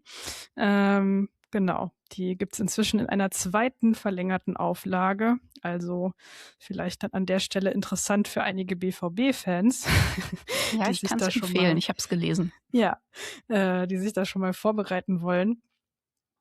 Ja, was wir jetzt noch gar nicht erwähnt haben, es gab Medienberichte und das ist auch vom Verein bestätigt, dass es das Trainingszentrum geben soll. 15 Millionen, die da ausgegeben werden sollen. Ein Trainingszentrum speziell für die Frauen, hochmodern und auch auf sehr, sehr vielen Quadratmetern. Das soll entstehen in Brackel, also ganz in der Nähe von dem Ort, wo auch die Männer ihr Trainingszentrum haben. Und da ist es so, dass jetzt wohl diese Saison, also die Saison 25, 26 noch sowas ist wie eine Übergangssaison und dann aber ab der nächsten Spielzeit da wohl tatsächlich auch schon irgendwie mehr vor Ort passieren soll, ist jetzt so mein letzter Kenntnisstand von dem, was ich mitbekommen habe, weil das war erst nicht so ganz klar, ob das jetzt eigentlich schon passiert ist, dass sie dahin umgezogen sind oder nicht. Und das hat sich aber, glaube ich, ein bisschen nach hinten verschoben, so wie ich das verstanden habe, weil das ursprünglich wohl mal irgendwie für Anfang 26 angedacht war. Und jetzt heißt es auf der Website des BVB, dass man jetzt eben ja noch nicht da vor Ort ist. Ja, es wäre deutschlandweit wahrscheinlich auch die erste Baumaßnahme, die im Zeitplan bleibt. Ja, dann mache ich mal weiter mit dem S04, Westfalenliga gerade und wir haben jetzt bei allen ja auch immer gesagt, wo sie spielen. Das ist bei den Schalkerinnen vereinzelt im ehemaligen Parkstadion, ansonsten eben auf den Trainingsplätzen da auf dem Gelände rund um die Arena. Und ja, sie hatten so eine etwas schwierige Winterpause, so wie ich das mitbekommen habe. Also es gab wohl einige Verletzungen und Krankheitsfälle. Und dann ist es so, dass jetzt Mandy Islacker mitten in der Saison auch ihre aktive Karriere beendet hat, weil sie nämlich schwanger ist. Und das wurde jetzt vor kurzem bekannt gegeben. Und ja, bis jetzt die Babypause anfängt, macht sie eben weiter noch ihren administrativen Job, den sie parallel ja auch im Verein hat. Und da steigt sie dann eben danach auch wieder ein. Und ja, hat nochmal sehr, sehr viele Tore geschossen. Also in 14 Einsätzen, 32 Treffer. Ist schon eine Hausnummer. War ja sowieso. Ja, hatte sie nicht ursprünglich sowieso die Idee, die Karriere schon zu Sie hatte beenden, als sie die. hingegangen ist und hat dann gesagt, jetzt spiele ich doch noch mal eine Runde mit? Ja, genau. Also sie war ja beim VfB Stuttgart und Es ist irgendwie da so öffentlich hängen geblieben, dass sie da ihre aktive Karriere wohl schon so wie beendet hätte. Und sie hat dann aber im Nachhinein gesagt, nee, eigentlich war das für sie noch gar nicht so klar und dass es wohl so ein bisschen auch so wie so ein Missverständnis war oder so, weil sie halt drüber nachgedacht hat, aber das für sie noch gar nicht so ein fester Schritt war. Und dann ist es aber irgendwie so rübergekommen. Irgendwie sowas habe ich da im Kopf. Und dann ist sie eben zu Schalke gekommen, eigentlich erstmal in dieser anderen Rolle, um eben diese Frauenabteilung so organisatorisch auch so mit nach vorne zu treiben und hat dann aber gesagt so, nee, ich habe schon auch Bock, nochmal ein paar Tore zu schießen. Und ja, das hat sie dann eben auch gemacht. Also ich habe ein paar Spiele sehen können und das ist halt echt also ein absoluter Cheatcode, sag ich immer, gewesen, so ihr zuzugucken, einfach mit dem Torriecher, den sie hat, und also was die da diesen ganzen Abwehrreihen angetan hat, also da konnte man teilweise schon echt Mitleid haben. Ja, und da ist es so, dass die erste, also Team 1, auch auf Aufstiegskurs ist in die Regionalliga West. Der Abstand ist da inzwischen auch ziemlich groß. Es ist ziemlich gesichert, zumal dann eben auf dem zweiten Tabellenplatz, das hast du hier ja auch noch ergänzt, der BVB steht mit dem Zweitteam und ja, das dürfte eben nur aufsteigen, wenn halt eben die erste vom BVB aufsteigt, wobei wir da jetzt ja schon gehört haben, dass das gar nicht mehr unbedingt so in Zweifel steht. Aber ja, also da gibt's jetzt als nächstes auch tatsächlich wieder das Derby am 29.03. In Dortmund. Und ja, was gibt's noch zu sagen? Also es gibt auch da jede Menge interessante Spielerinnen im Kader oder auch so im Nachwuchs. Also zum Beispiel die Schwestern von Linda Dallmann, die Zwillinge sind, was ich auch sehr, sehr lange nicht auf dem Schirm hatte. Jule und Pauline spielen für die erste von Schalke und in der U19 spielt Jada Asamoah, die jetzt auch schon ein paar Mal Einsätze bei der Erstvertretung hatte.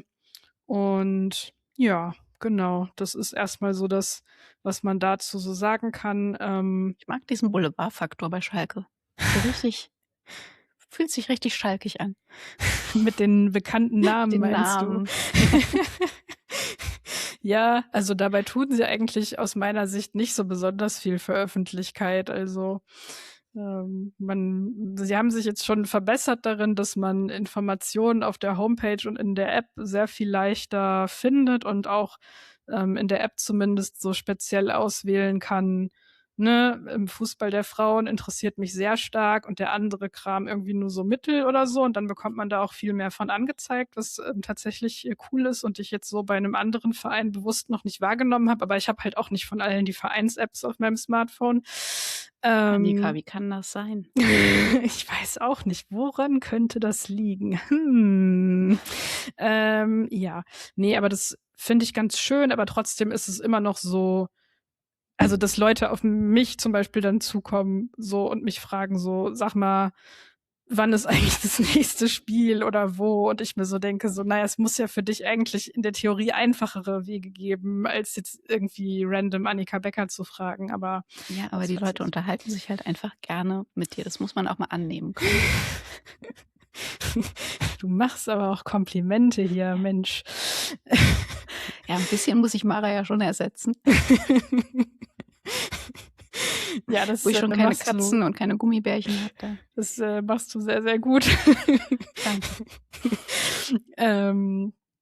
Ja, gehen wir mal weg von Schalke. Wir haben noch einen letzten Verein, auf den wir schauen wollen, über den wir hier zwischenzeitlich auch sehr, sehr viel im Podcast geredet haben, bis zu einem dramatischen Abstieg, nämlich der MSV Duisburg. Die sind jetzt gerade in der Niederrheinliga und ja, spielen natürlich nicht mehr in dem großen Stadion, sondern an der Sportanlage an der Mündelheimer Straße.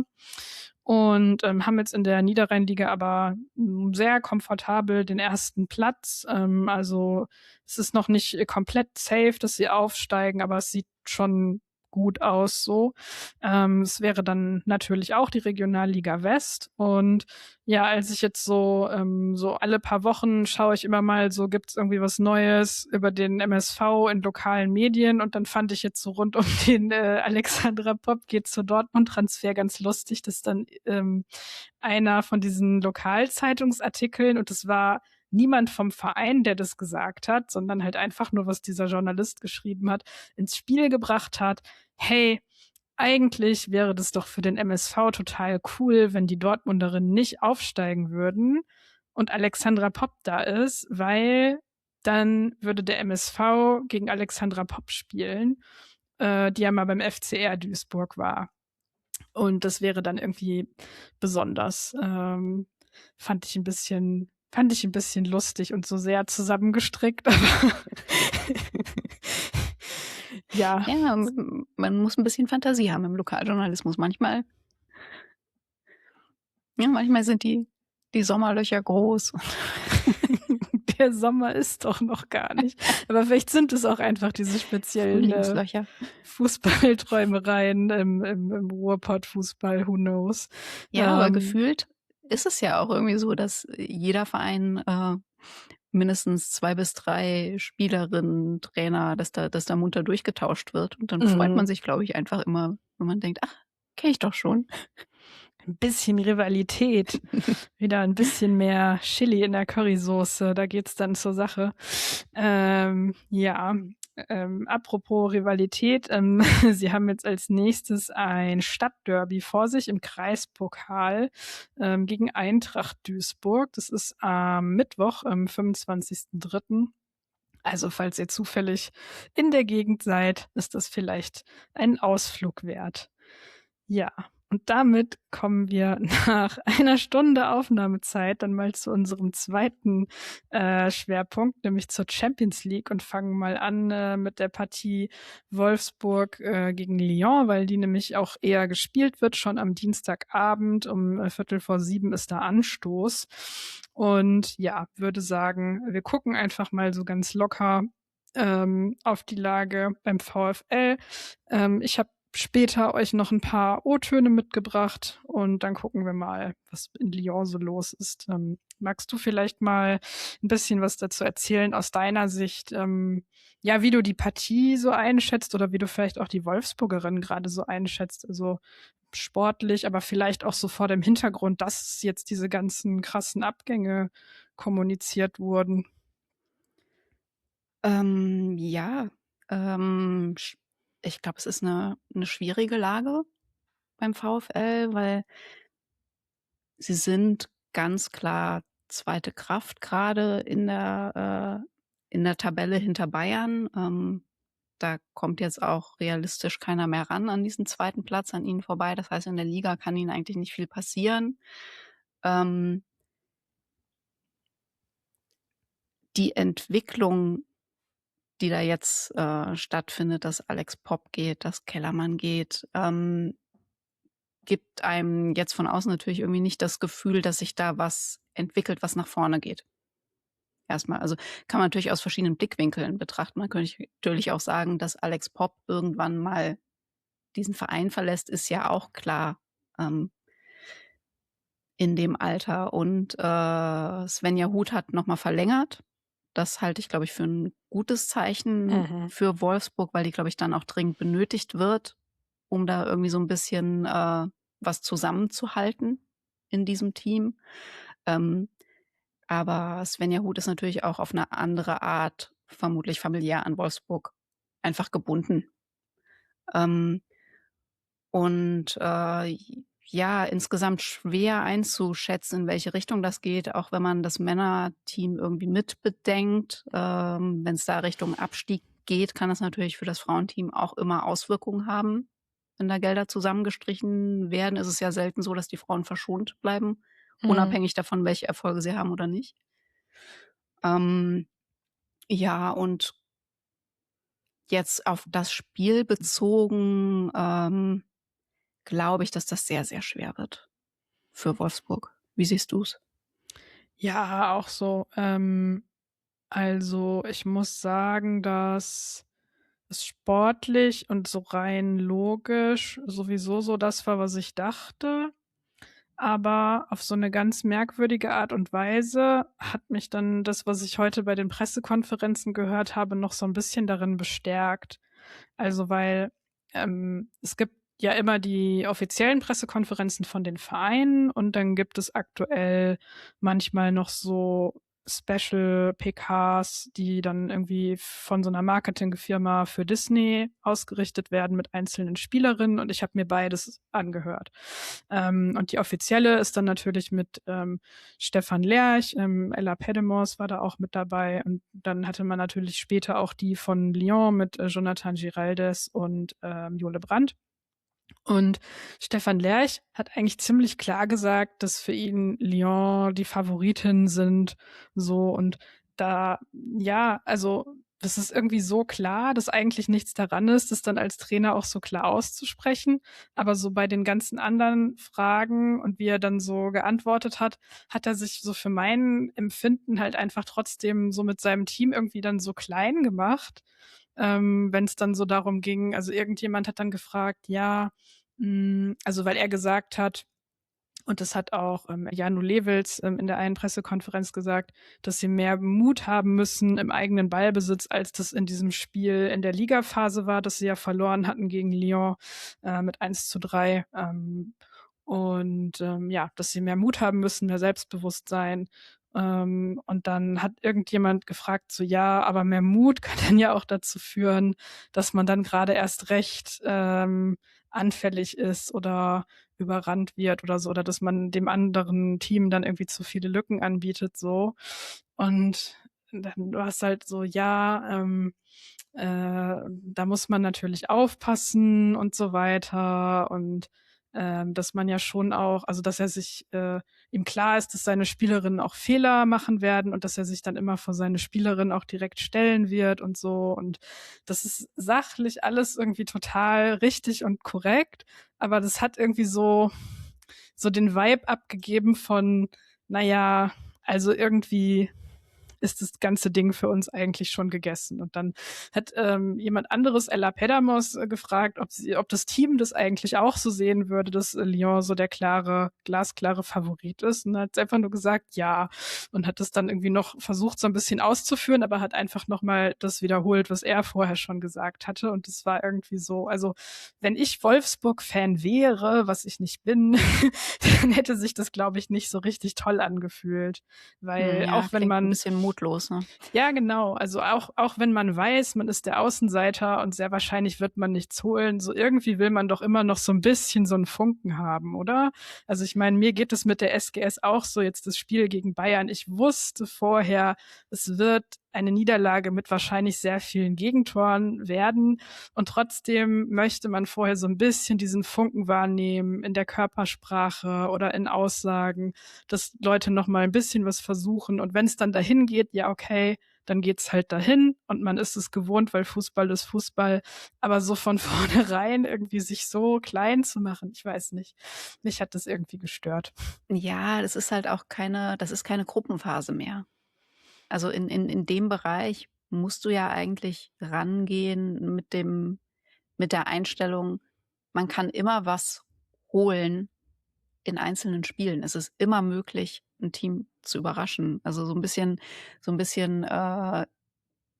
quasi Lena Ostermeier vor dem DFB-Pokal-Viertelfinale gegen Bremen, die gesagt hat, das ist Pokal, da ist alles möglich. Natürlich sind wir hier nicht der Favorit, aber da geht alles, da muss man alles reinwerfen und da muss man dran glauben. Und das klingt jetzt natürlich da nicht richtig raus aus dem, was du erzählst.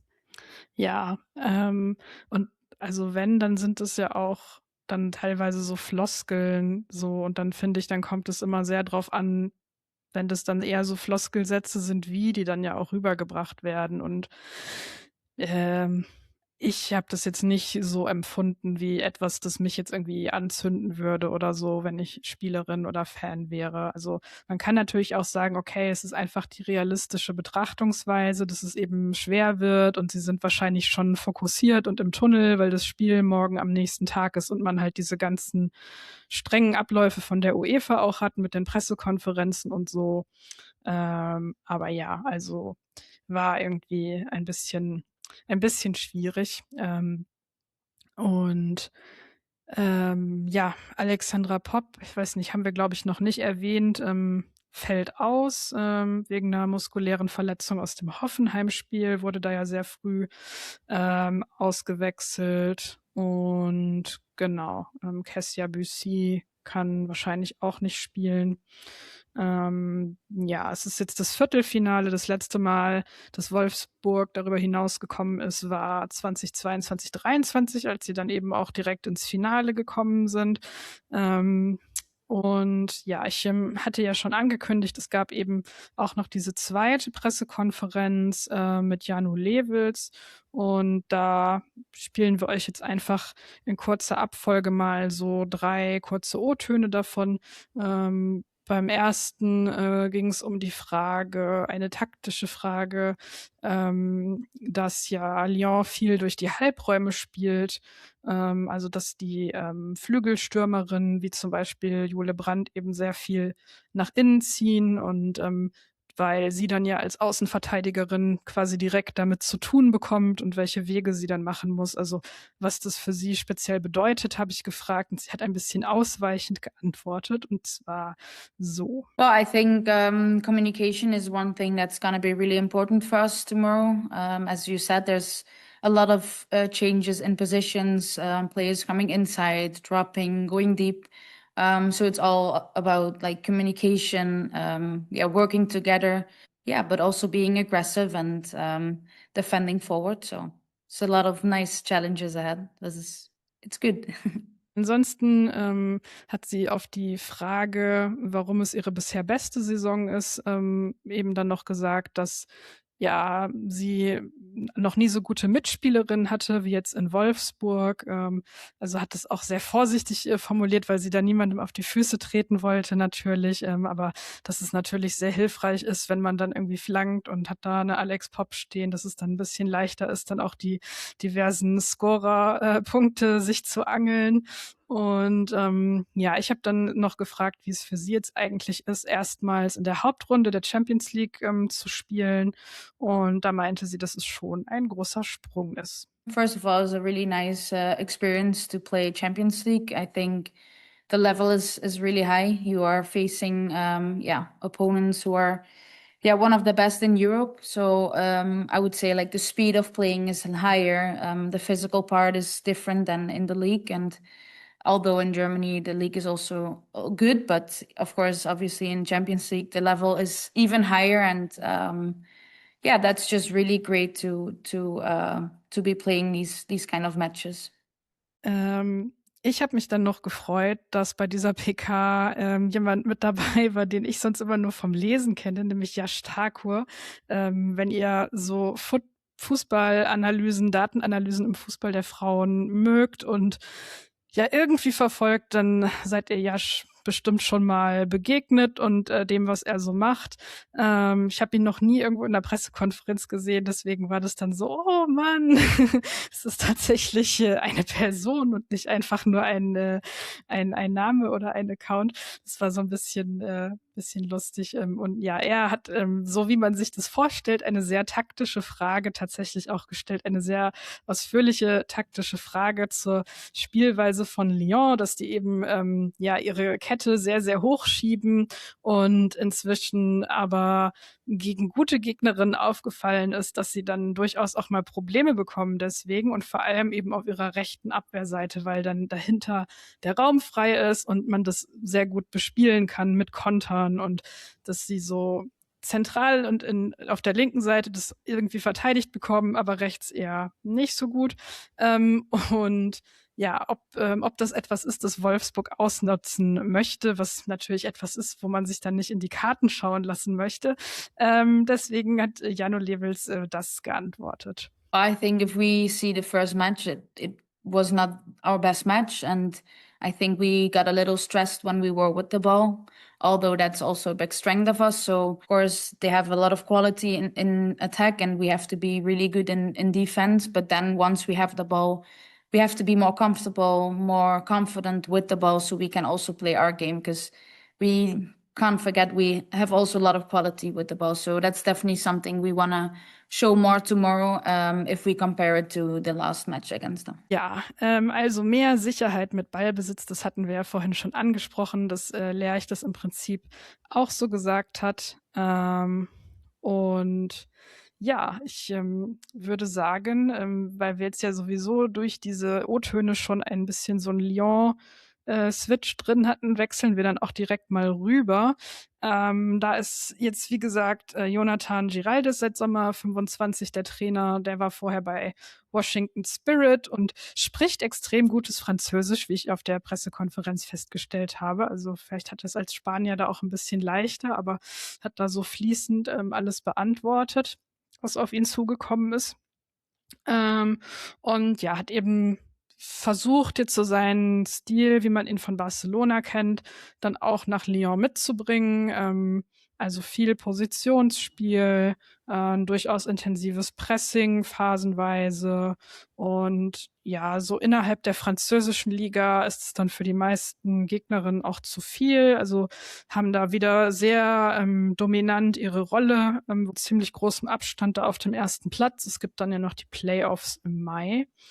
Und in der Champions League Ligaphase, da haben sie auf dem zweiten Platz hinter Barcelona 16 Punkte geholt, also waren da das zweitbeste Team. Hatten auch in der bisherigen Champions League-Saison die meisten Abschlüsse von allen Teams, nämlich 162. Was schon eine richtig krasse Zahl ist. Also zum Vergleich, mal so zur Einordnung, dahinter kommt dann Barcelona mit 154 Abschlüssen und Chelsea mit 132. Also da sieht man dann schon einen ziemlichen Drop-off so. Sie haben auch den zweitmeisten Ballbesitz. Die mit dem meisten sind natürlich Barcelona, kann man sich denken. Und ja, wichtige Spielerinnen gibt es sehr, sehr viele. Im Mittelfeld Melchi Dumonnet ist ganz interessant, finde ich. Also sie wird so aus dem US-Raum, so nehme ich das wahr, immer sehr hoch gehandelt für den Ballon d'Or oder dass sie da irgendwie besser abschneiden sollte. Und aus Europa nehme ich so diese Diskussion irgendwie gar nicht so sehr wahr. Finde ich immer spannend. Also es finde ich eine sehr gute Spielerin, ist ja immer noch sehr jung, aber hat sich einfach auch nochmal krass entwickelt. Und ja, dann natürlich Jule Brandt, die schon erwähnte, die jetzt schon wieder eine Rückkehr nach Wolfsburg hat oder ja, schon wieder ein erneutes Aufeinandertreffen mit Wolfsburg hat, so kann man es, glaube ich, eher sagen, weil das Spiel vorher fand ja in Lyon statt. Ich glaube, wir können es an der Stelle sehr, sehr kurz halten. Ich sehe das auch so, dass Lyon das über 2 Spiele definitiv für sich entscheiden wird. Also wenn es jetzt irgendwie so ein Spiel wäre, dann hätte ich gesagt, das finde ich da auch geht schade an dem ja. Modus eigentlich, weil ich würde mir das eben schon wünschen, diese Chance, da auch als Underdog den Tag zu haben, wo man den Favoriten überrascht. Und das ist natürlich mit Hin- und Rückspiel dann Ja, relativ schwierig. ja. Sehr, sehr, sehr. Das Rückspiel der Vollständigkeit halber findet dann statt am 2. April um 21 Uhr. Und das ist dann in Lyon. Und damit wechseln wir dann mal rüber zur Partie Manchester United gegen Bayern München. Das ist am Mittwoch, 25.03., 21 Uhr. Da haben wir jetzt leider keine O-Töne für euch, weil das aus organisatorischen Gründen ja leider nicht geklappt hat. Aber ich denke, wir haben auch so sehr, sehr viel noch dazu zu sagen. Ich weiß gar nicht, wie viel man überhaupt zum FC Bayern München sagen muss, weil bei denen einfach alles oder fast alles so rund zu laufen scheint. Oder würdest du mir da widersprechen? Also Nein, ich würde dir da nicht widersprechen, was die Liga zumindest angeht. Aber Ja, in der Champions League ist halt schon die Frage, wiegt dann Ausfall von Clara Bühl am Ende vielleicht doch schwerer? Momoko Tanikawa wird ja auch noch nicht dabei sein, nehme ich mal an. Nee, bestimmt nicht. Und ja, ich würde jetzt spontan schon sagen, dass Bayern das zieht. Aber das ist für mich nicht so eindeutig, wie ich das bei Lyon sehen würde im Vergleich zu Wolfsburg. Wie schätzt du es ein? Ähnlich. Also das ist tatsächlich sowas, wo ich spannend finde, dass es über 2 Partien geht. Also weil gerade wegen den beiden Spielerinnen, du hast Tanikawa jetzt schon genannt, die dann nach der Pause wegen des Asien-Cups bei dem Rückspiel dabei sein werden. Also gehe ich jetzt mal einfach davon aus.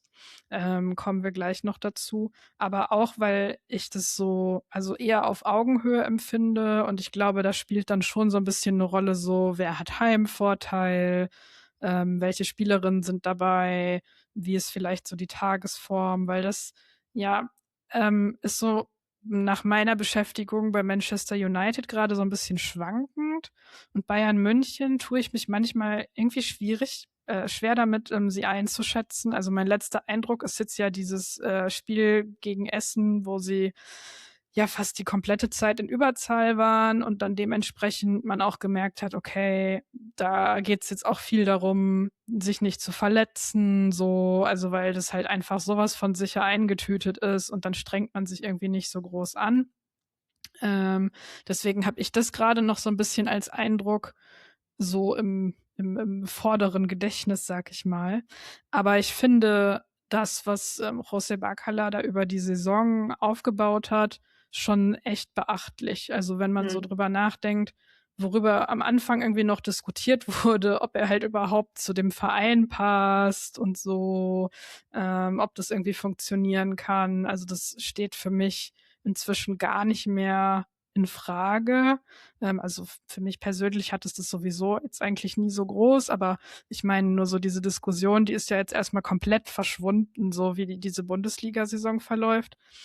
Das, was ich mich dann frage und was jetzt auch so die Thematik ist, die dann an mehreren Stellen so aufgeploppt ist, ist halt eben, ob es für sie zum Problem werden könnte, dass sie in der Bundesliga so dominant sind und eigentlich keine ernstzunehmende Konkurrenz haben, die sie zwischendurch mal fordert, weil so klar, die Spiele gegen Wolfsburg und Frankfurt, die sind bestimmt nicht angenehm, das sind sie nie, aber auch die sind ja nicht so eng gewesen oder so spannend gewesen, alleine schon zu gucken, wie das so in den Vorjahren mal war, weil in England sieht die Sache dann schon ein bisschen anders aus, also da gibt es irgendwie ein bisschen mehr Ellbogen und Hauen und Stechen, wenn man da so in diesen Top 3 bis 4 sein möchte. Ja, verstehe ich das Argument. Wäre das nicht aber auch eins, das Lyon genauso treffen würde?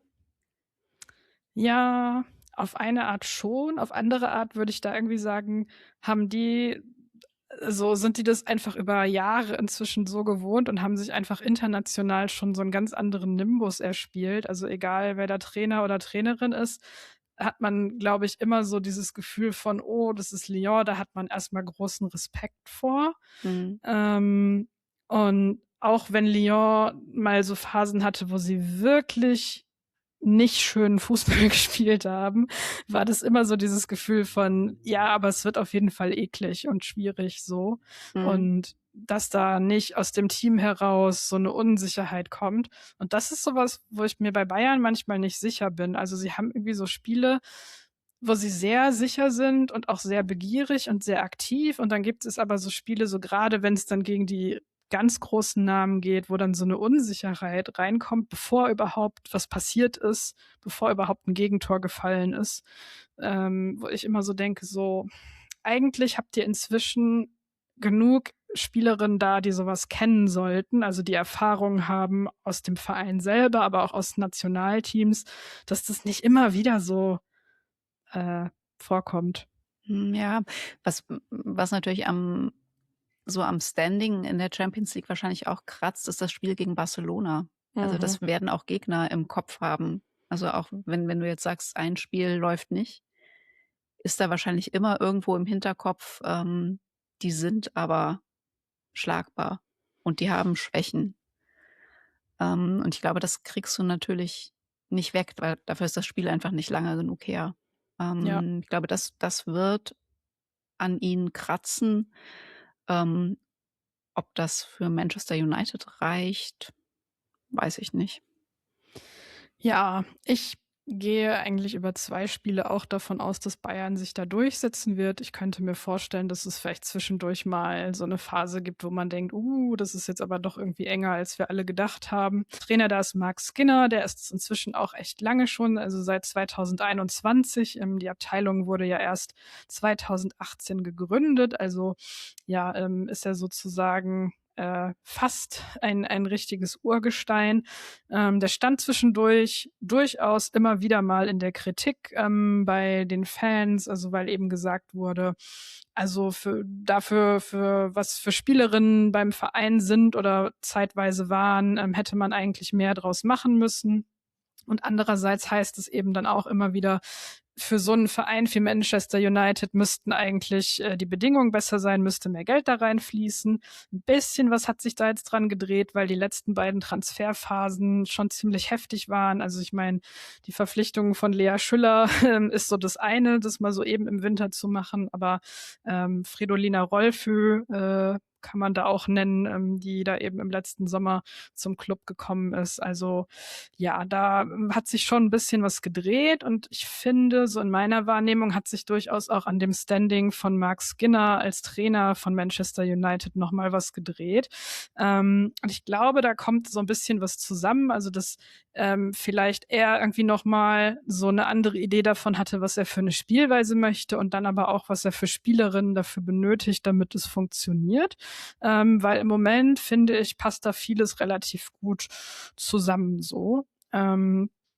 Sind in der Champions League Ligaphase auf dem 6. Platz eingelaufen, mussten also in die Playoffs, haben da Atletico einmal mit 3-0 und einmal mit 2-0 besiegt und sind insgesamt 5-mal ohne Gegentor geblieben in der Champions League, also so oft wie kein anderes Team. Haben dafür allerdings, abgesehen von diesen Playoffs, Probleme damit gehabt, Tore zu schießen. Und ja, sind zum allerersten Mal überhaupt in der Hauptrunde dabei und haben es jetzt direkt in ein Viertelfinale geschafft, was ja schon auch erstmal eine krasse Geschichte ist, so für so einen Club.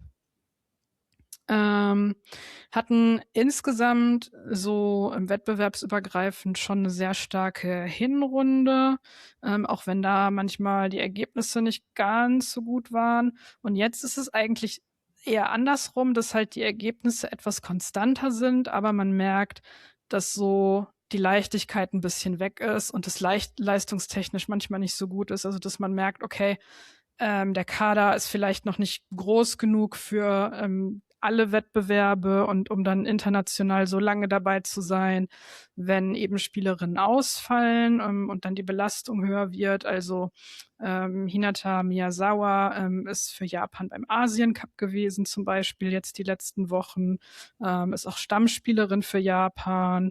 Deswegen, ja, denke ich, wird das nochmal einen Unterschied machen, wenn sie dann im Rückspiel dabei sein kann, wahrscheinlich. Dann hat jetzt zuletzt Dominique Jansen gefehlt, die wir natürlich auch aus der Bundesliga kennen, genauso wie Jade Rivière, die kanadische Verteidigerin. Und die beiden könnten allerdings gegen Bayern zurückkommen. Das war jetzt noch nicht so ganz klar. Ein anderer großer Ausfall ist Ella Thun. Die hatte eine sehr langwierige Hüftverletzung und ist wohl schon seit einer Weile wieder im Training, aber konnte meines Wissens noch nicht wieder spielen. Ja, und dann haben wir noch die beiden ehemaligen Bayern-Spielerinnen aus der jüngeren Vergangenheit, über die wir vielleicht mal noch kurz reden können. Julia Zigiotti-Olme und Lea Schüller. Also ja, Zigiotti-Olme fand ich so ein bisschen schade eigentlich damals, als sie von Bayern weggegangen ist, weil ich so dachte, okay, vielleicht reicht es tatsächlich jetzt noch nicht so ganz, aber man hat irgendwie immer so in Ansätzen gesehen, weiß nicht, wie es dir ging, dass da schon ein ziemliches Talent dahinter steckt, oder? Ja, ich mochte die auch immer gern und ich glaube, die Bayern haben sich wahrscheinlich auch später irgendwo hingebissen, als sich die Situation im Mittelfeld dann so ein bisschen geändert hat, aus Verletzungsgründen, dass sie die abgegeben haben. Und ich finde es auch finde es ganz interessant, das Gefühl zumindest in Deutschland so eine große Rolle spielt, dass Lea Schüller Ja. zurückkommt und dass man so drauf guckt, schießt die Ja. jetzt die Bayern ab oder so, und dass das so medial die Geschichten sind und dass Giorgi Olmo eigentlich die wichtigere Spielerin ist, ziemlich sicher dann in dem Kontext und in den Spielen. Ja, Aber wahrscheinlich das schießt Lea Schüller jetzt die Bayern ab. Ich habe total Unrecht. sie schießt sich jetzt einfach alles von der Seele, was da irgendwie drauf liegt, von dem wir nicht wissen, dass es drauf liegt. Ja, nee, aber ich habe das jetzt so aus dem Umfeld von United, aber auch von dem, was ich so gucken konnte übers Wochenende, auch so wahrgenommen, dass Giorgi Olmo einfach eine richtig gute Saison spielt und eine sehr wichtige Rolle auch spielt. Also sie ist sowas wie eine Spielmacherin eigentlich auf der Sechserin-Position für United und musste, glaube ich, jetzt zuletzt auch ein bisschen ihre Rolle nochmal verändern durch die Ausfälle, die ich vorhin genannt habe, und macht es aber richtig gut. Also die spielt zwischendurch Pässe. Das sind dann keine direkten Vorlagen, sondern das ist so der vorletzte Pass, der dann zu einer Situation führt. Und sehr schön übrigens dieser YouTube-Kanal von der WSL, wie lang da die Highlights sind und wie früh die Szenen einsteigen. Also so als Tipp für Leute, die das interessiert. Man kann da wirklich ein bisschen was von mitnehmen bei diesen 11-Minuten-Videos. Sehr, sehr wertvoll und toll zu gucken. Ja, aber also das ist mir aufgefallen und da bin ich auch sehr gespannt drauf. Und Lea Schüller, ich glaube, die braucht halt einfach noch Zeit. Ich bin mir auch gar nicht sicher, ob die jetzt überhaupt beide Spiele von Anfang an machen wird. Also was vielleicht auch sowas ist, was dann Leute enttäuscht, die jetzt dann halt so denken, so, das wird jetzt irgendwie voll krass mit der Rückkehr und so, weil ich glaube, dass so die eigentlich bessere im Angriff ist gerade Elisabeth Terland, also die norwegische Angreiferin, die kann als Stürmerin, als Mittelstürmerin spielen und hat es auch die meiste Saison über. Und jetzt zuletzt hat Max Skinner, glaube ich, so ein bisschen geguckt, okay, gerade auch mit den Ausfällen und so, wie kann ich das irgendwie schaffen, beide auf dem Platz zu haben? Und dann war es halt manchmal ein Doppelsturm mit beiden und manchmal wurde aber auch Schüller für Terland eingewechselt und dann gab es irgendwie auch eine Partie, wo Terland relativ klar eigentlich so die Zehnerin war und Schüller halt die Mittelstürmerin. Und ich glaube, dass es auf dem Papier eigentlich zwei Spielerinnen sind. Das müsste Tore knallen, wenn die zusammen auf dem Platz stehen. Aber irgendwas passt da gerade noch nicht so ganz. Und ja, also von den Eindrücken, die ich habe, würde ich dann eben sagen, das ist halt noch so dieser Formdurchhänger bei Lea Schüller. Weil Terland gefällt mir einfach richtig gut. Also die ist sehr aktiv, die ist beweglich, die hat einen unfassbaren Riecher für Situationen auch. Also kann ich nur sagen, wenn ihr die Möglichkeit habt, das Spiel zu gucken, achtet einfach mal auf die. Das macht nämlich mega viel Spaß, einfach zu beobachten, was die so im Spiel macht und wie die auch aus völlig seltsamen Situationen eine Torchance dann noch macht. Das macht sehr viel Bock. Was mir sonst noch aufgefallen ist, United ist gefährlich bei Standards. Auf der anderen Seite haben sie dann aber Probleme damit, wenn die Gegnerinnen in ihren Strafraum flanken und sie nicht genug Zeit hatten, sich zu sortieren. Also das könnte vielleicht ein Mittel sein. Und ansonsten denke ich, dass es wahrscheinlich im Mittelfeld ein bisschen zur Sache gehen wird, weil eigentlich beide Teams gerne pressen möchten und auch beide Teams irgendwie so ihre Mittel damit haben, damit umzugehen und sich frei zu spielen. Aber beiden fehlen eben auch Spielerinnen, die dafür wichtig sind. Und ich glaube, das könnte einfach ein bisschen chaotisch und konfus werden und vielleicht zwischendurch auch gar nicht unbedingt so schön. So. Ach, Ja. Annika. Der Vollständigkeit halber noch die anderen Partien. Die Titelverteidigerinnen von Arsenal treffen auf Chelsea und Real Madrid auf Barcelona. Im Falle des Weiterkommens träfe Bayern auf das spanische Team und Wolfsburg auf das englische. Ja, da habe So. ich eben die schöne Schlagzeile gesehen, Chelsea nur 8 Spielerinnen im Training. Das klang nicht so gut. Nee. Ja, kommen wir damit doch mal zu den Blitz-News, liebe Ja. Lisa. Da steigen wir ein mit Japan. Die Japanerinnen haben den Asien-Cup gegen Australien gewonnen. Sie haben das Finale dank eines wunderschönen Tors von Maika Hamano mit 1:0 für sich entschieden. Hamano war bis vor kurzem Mitspielerin von Syoke Nüsken bei Chelsea, ist aber im Moment an Tottenham Hotspur ausgeliehen. Die Australierinnen haben es zwar geschafft, mehr Schüsse aufs japanische Tor zu bringen als jeder andere Gegnerin im bisherigen Turnier, aber es hat am Ende eben nicht gereicht, auch weil die Torhüterin der Japanerin einfach ein sehr gutes Turnier und ein sehr gutes Finale gespielt hat. Für die Bayern-Fans die Info, Momoko Tanikawa hat das komplette Finale auf der Bank verbracht bei Japan, und für die Frankfurterinnen unter den Hörern und Hörerinnen, Remina Chiba ist in der 76. Minute immerhin noch reingekommen für Hamano. Bei dem Turnier gab es einen neuen Publikumsrekord mit insgesamt 355.528 Zuschauenden in den Stadien in Australien. Und es gab auch einige Rekorde bei einzelnen Spielen. Ja, was das Ganze überlagert hat und so das sportpolitische Thema des Turniers war die Sicherheit der iranischen Fußballerin.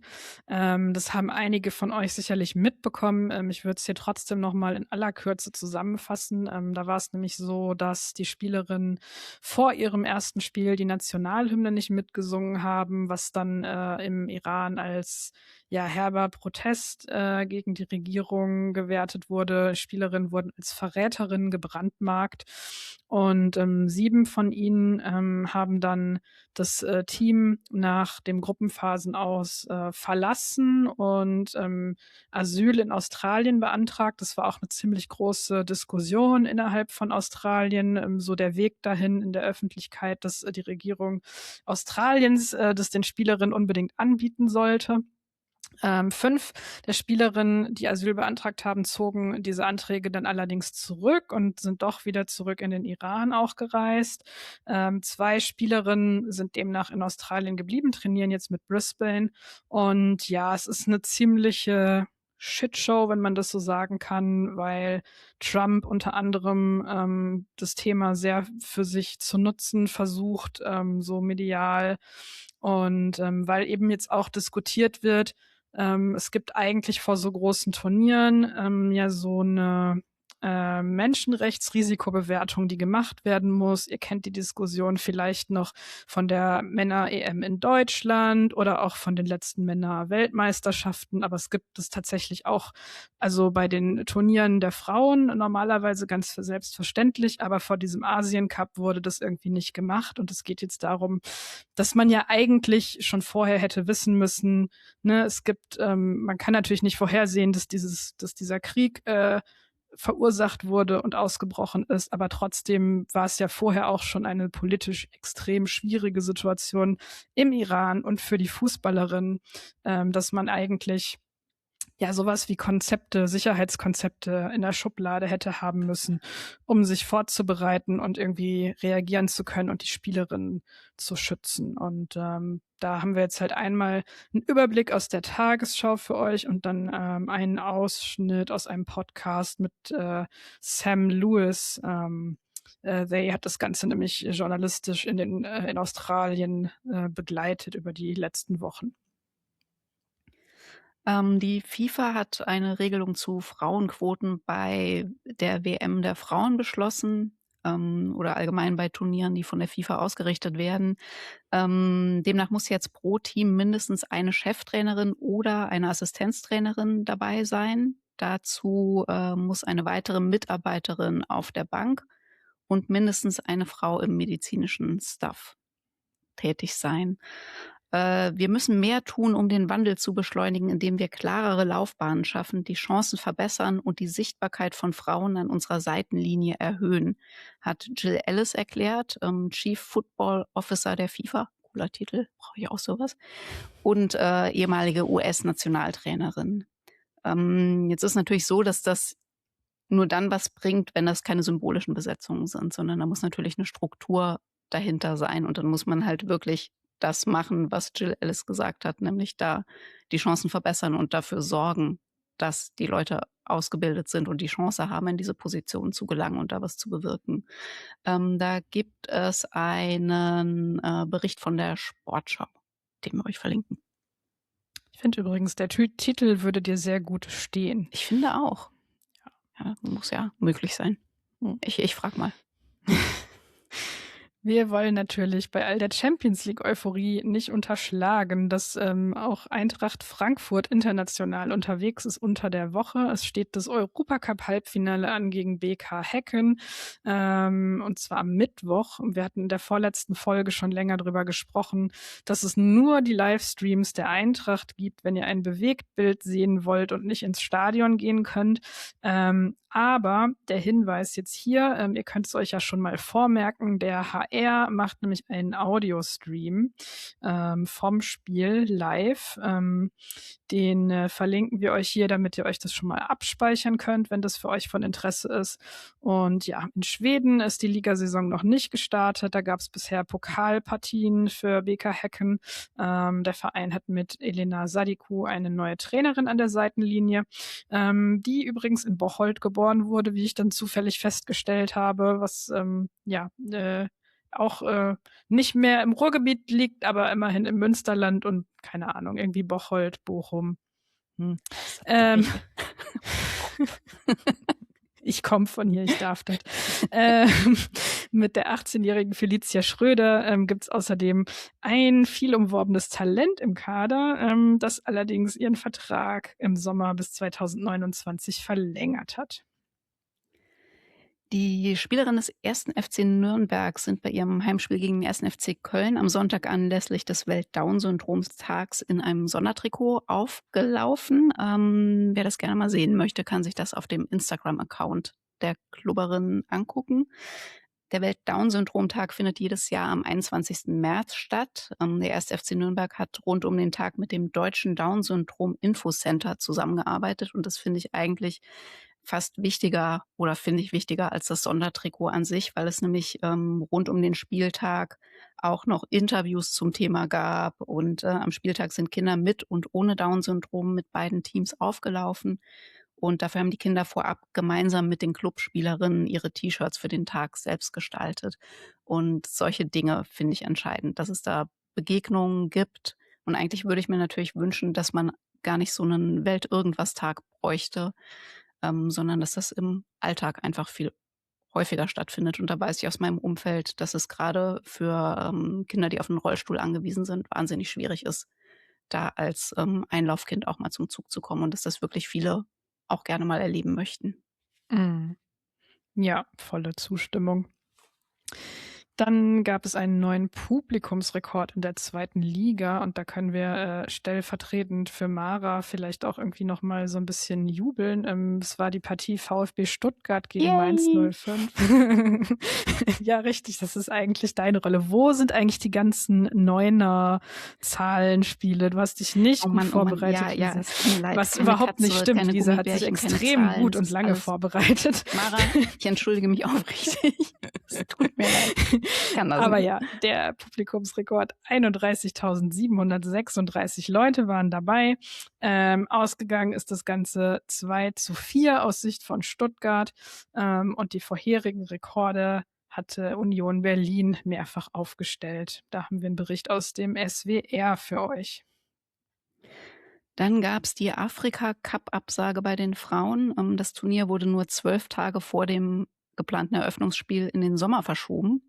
Und es hätte eigentlich vom 17. März bis 3. April in Marokko stattfinden sollen. Es gab da schon Wochen vorher immer wieder Gerüchte, dass es ausfällt, verschoben wird, dass irgendwas nicht ganz so läuft, wie es soll. Jetzt soll der Afrika Cup der Frauen vom 25. Juli bis 16. August stattfinden. Für Spielerinnen in Ligen, die da noch spielen. Also zum Beispiel in den USA ist es natürlich einigermaßen ungünstig. Wir verlinken euch dazu einen Bericht der BBC. Ja, und dann auch Afrika Cup, aber Afrika Cup der Männer. Da gab es einen Titelentzug nachträglich. Die CAF hat 2 Monate nach dem Finale den eigentlichen sportlichen Gewinnern Senegal den Titel entzogen, nach einem Einspruch von Marokko und das Ergebnis der Partie gedreht. Endgültig ist die Entscheidung jetzt aber auch noch nicht, weil der Senegal vor dem Sportgericht CAS nochmal Einspruch gegen diese Entscheidung dann auch wieder eingelegt hat. Und ja, so insgesamt ist es eine sehr konfuse Situation. Das Entsetzen im afrikanischen Fußball ist sehr, sehr groß, weil natürlich so ein Berufungsausschuss eigentlich ja jetzt die Entscheidung eines Schiedsrichters gekippt hat, ohne die Befugnis dafür zu haben. Begründet wurde der Entzug damit, dass Senegals Spieler während der Finalpartie mehrere Minuten den Platz verlassen hatten. Die hatten sich ja einfach sehr geärgert über Entscheidungen des Schiedsrichters und das war dann so ein Protest und dann sind sie aber nach ein paar Minuten wiedergekommen und die Partie wurde fortgesetzt und auch beendet. Und die CAF wertet das jetzt eben als eine Aufgabe des Spiels. Also die Partie wurde aufgegeben und ist eigentlich an der Stelle quasi geendet, jetzt aus deren Sicht. Und ja, diese ganze Situation und Lage und diese Entscheidung jetzt befeuert die Problematik, dass der Afrika Cup von weißen Menschen oft nicht mit Respekt behandelt wird oder halt nicht als gleichwertig zu anderen Kontinentalturnieren angesehen wird, also wie zum Beispiel einer EM und so auf Skandale quasi schon gewartet wird, um sich dann aus so einer Überlegenheitsposition drüber lustig zu machen.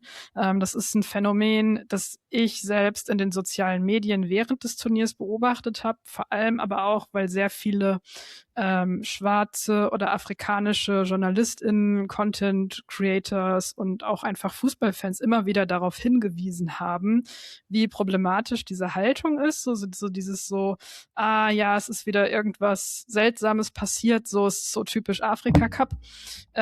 Und jetzt ist natürlich dass so etwas passiert ist, diese Entscheidung gefallen ist, quasi Wasser auf die Mühlen von diesem unguten Verhalten. Und neben dem, dass ja jetzt diese ganze rechtliche Seite davon kritisiert und diskutiert wird, ist das halt auch noch so eine zusätzliche Diskussion, die da drauf kommt. Deswegen haben wir da einmal einen Text aus der Taz für euch dazu und dann nochmal einen Kommentar aus dem Guardian. Dann eine Nachricht aus Frankreich. Da soll ab der Saison 2026/27 der VAR eingeführt werden.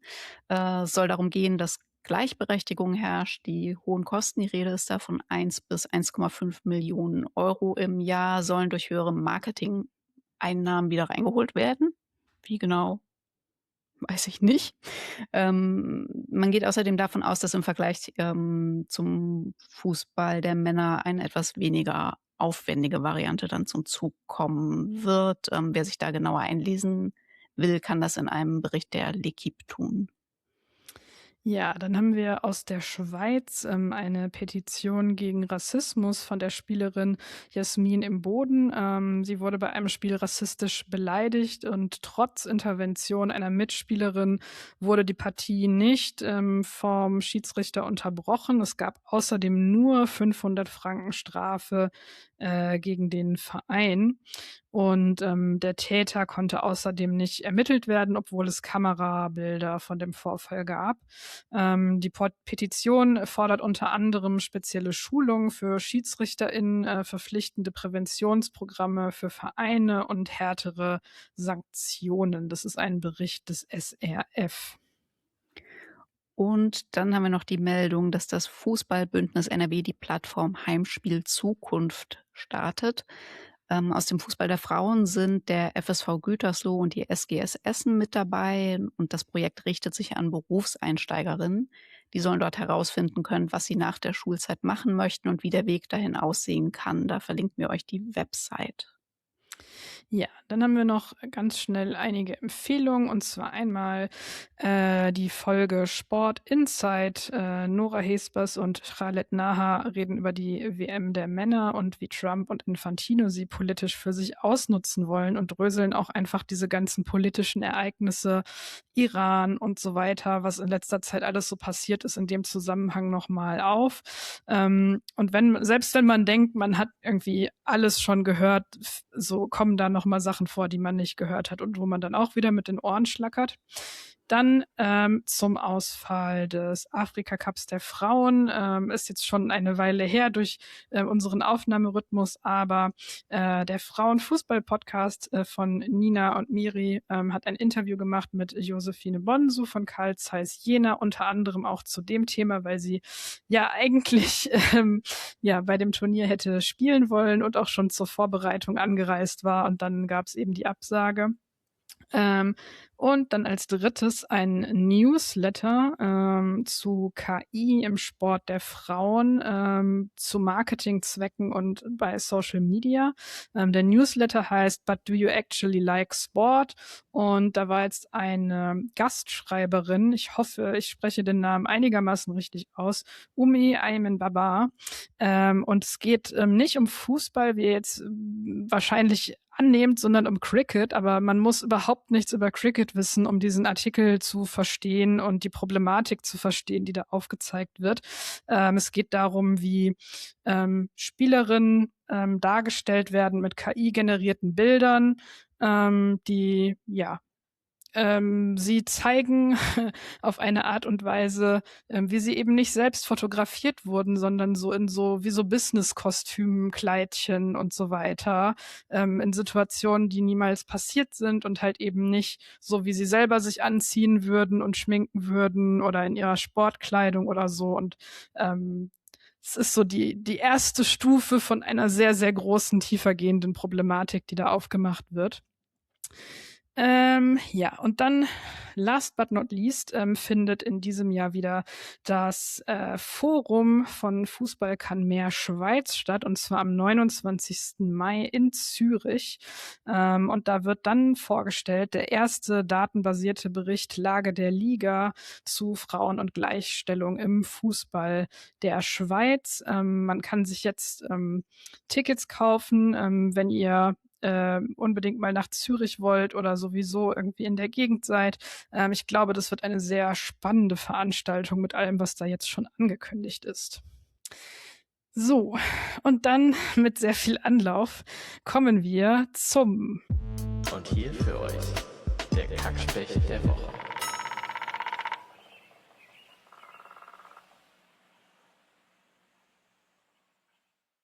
Und wir gehen diesmal nach Österreich.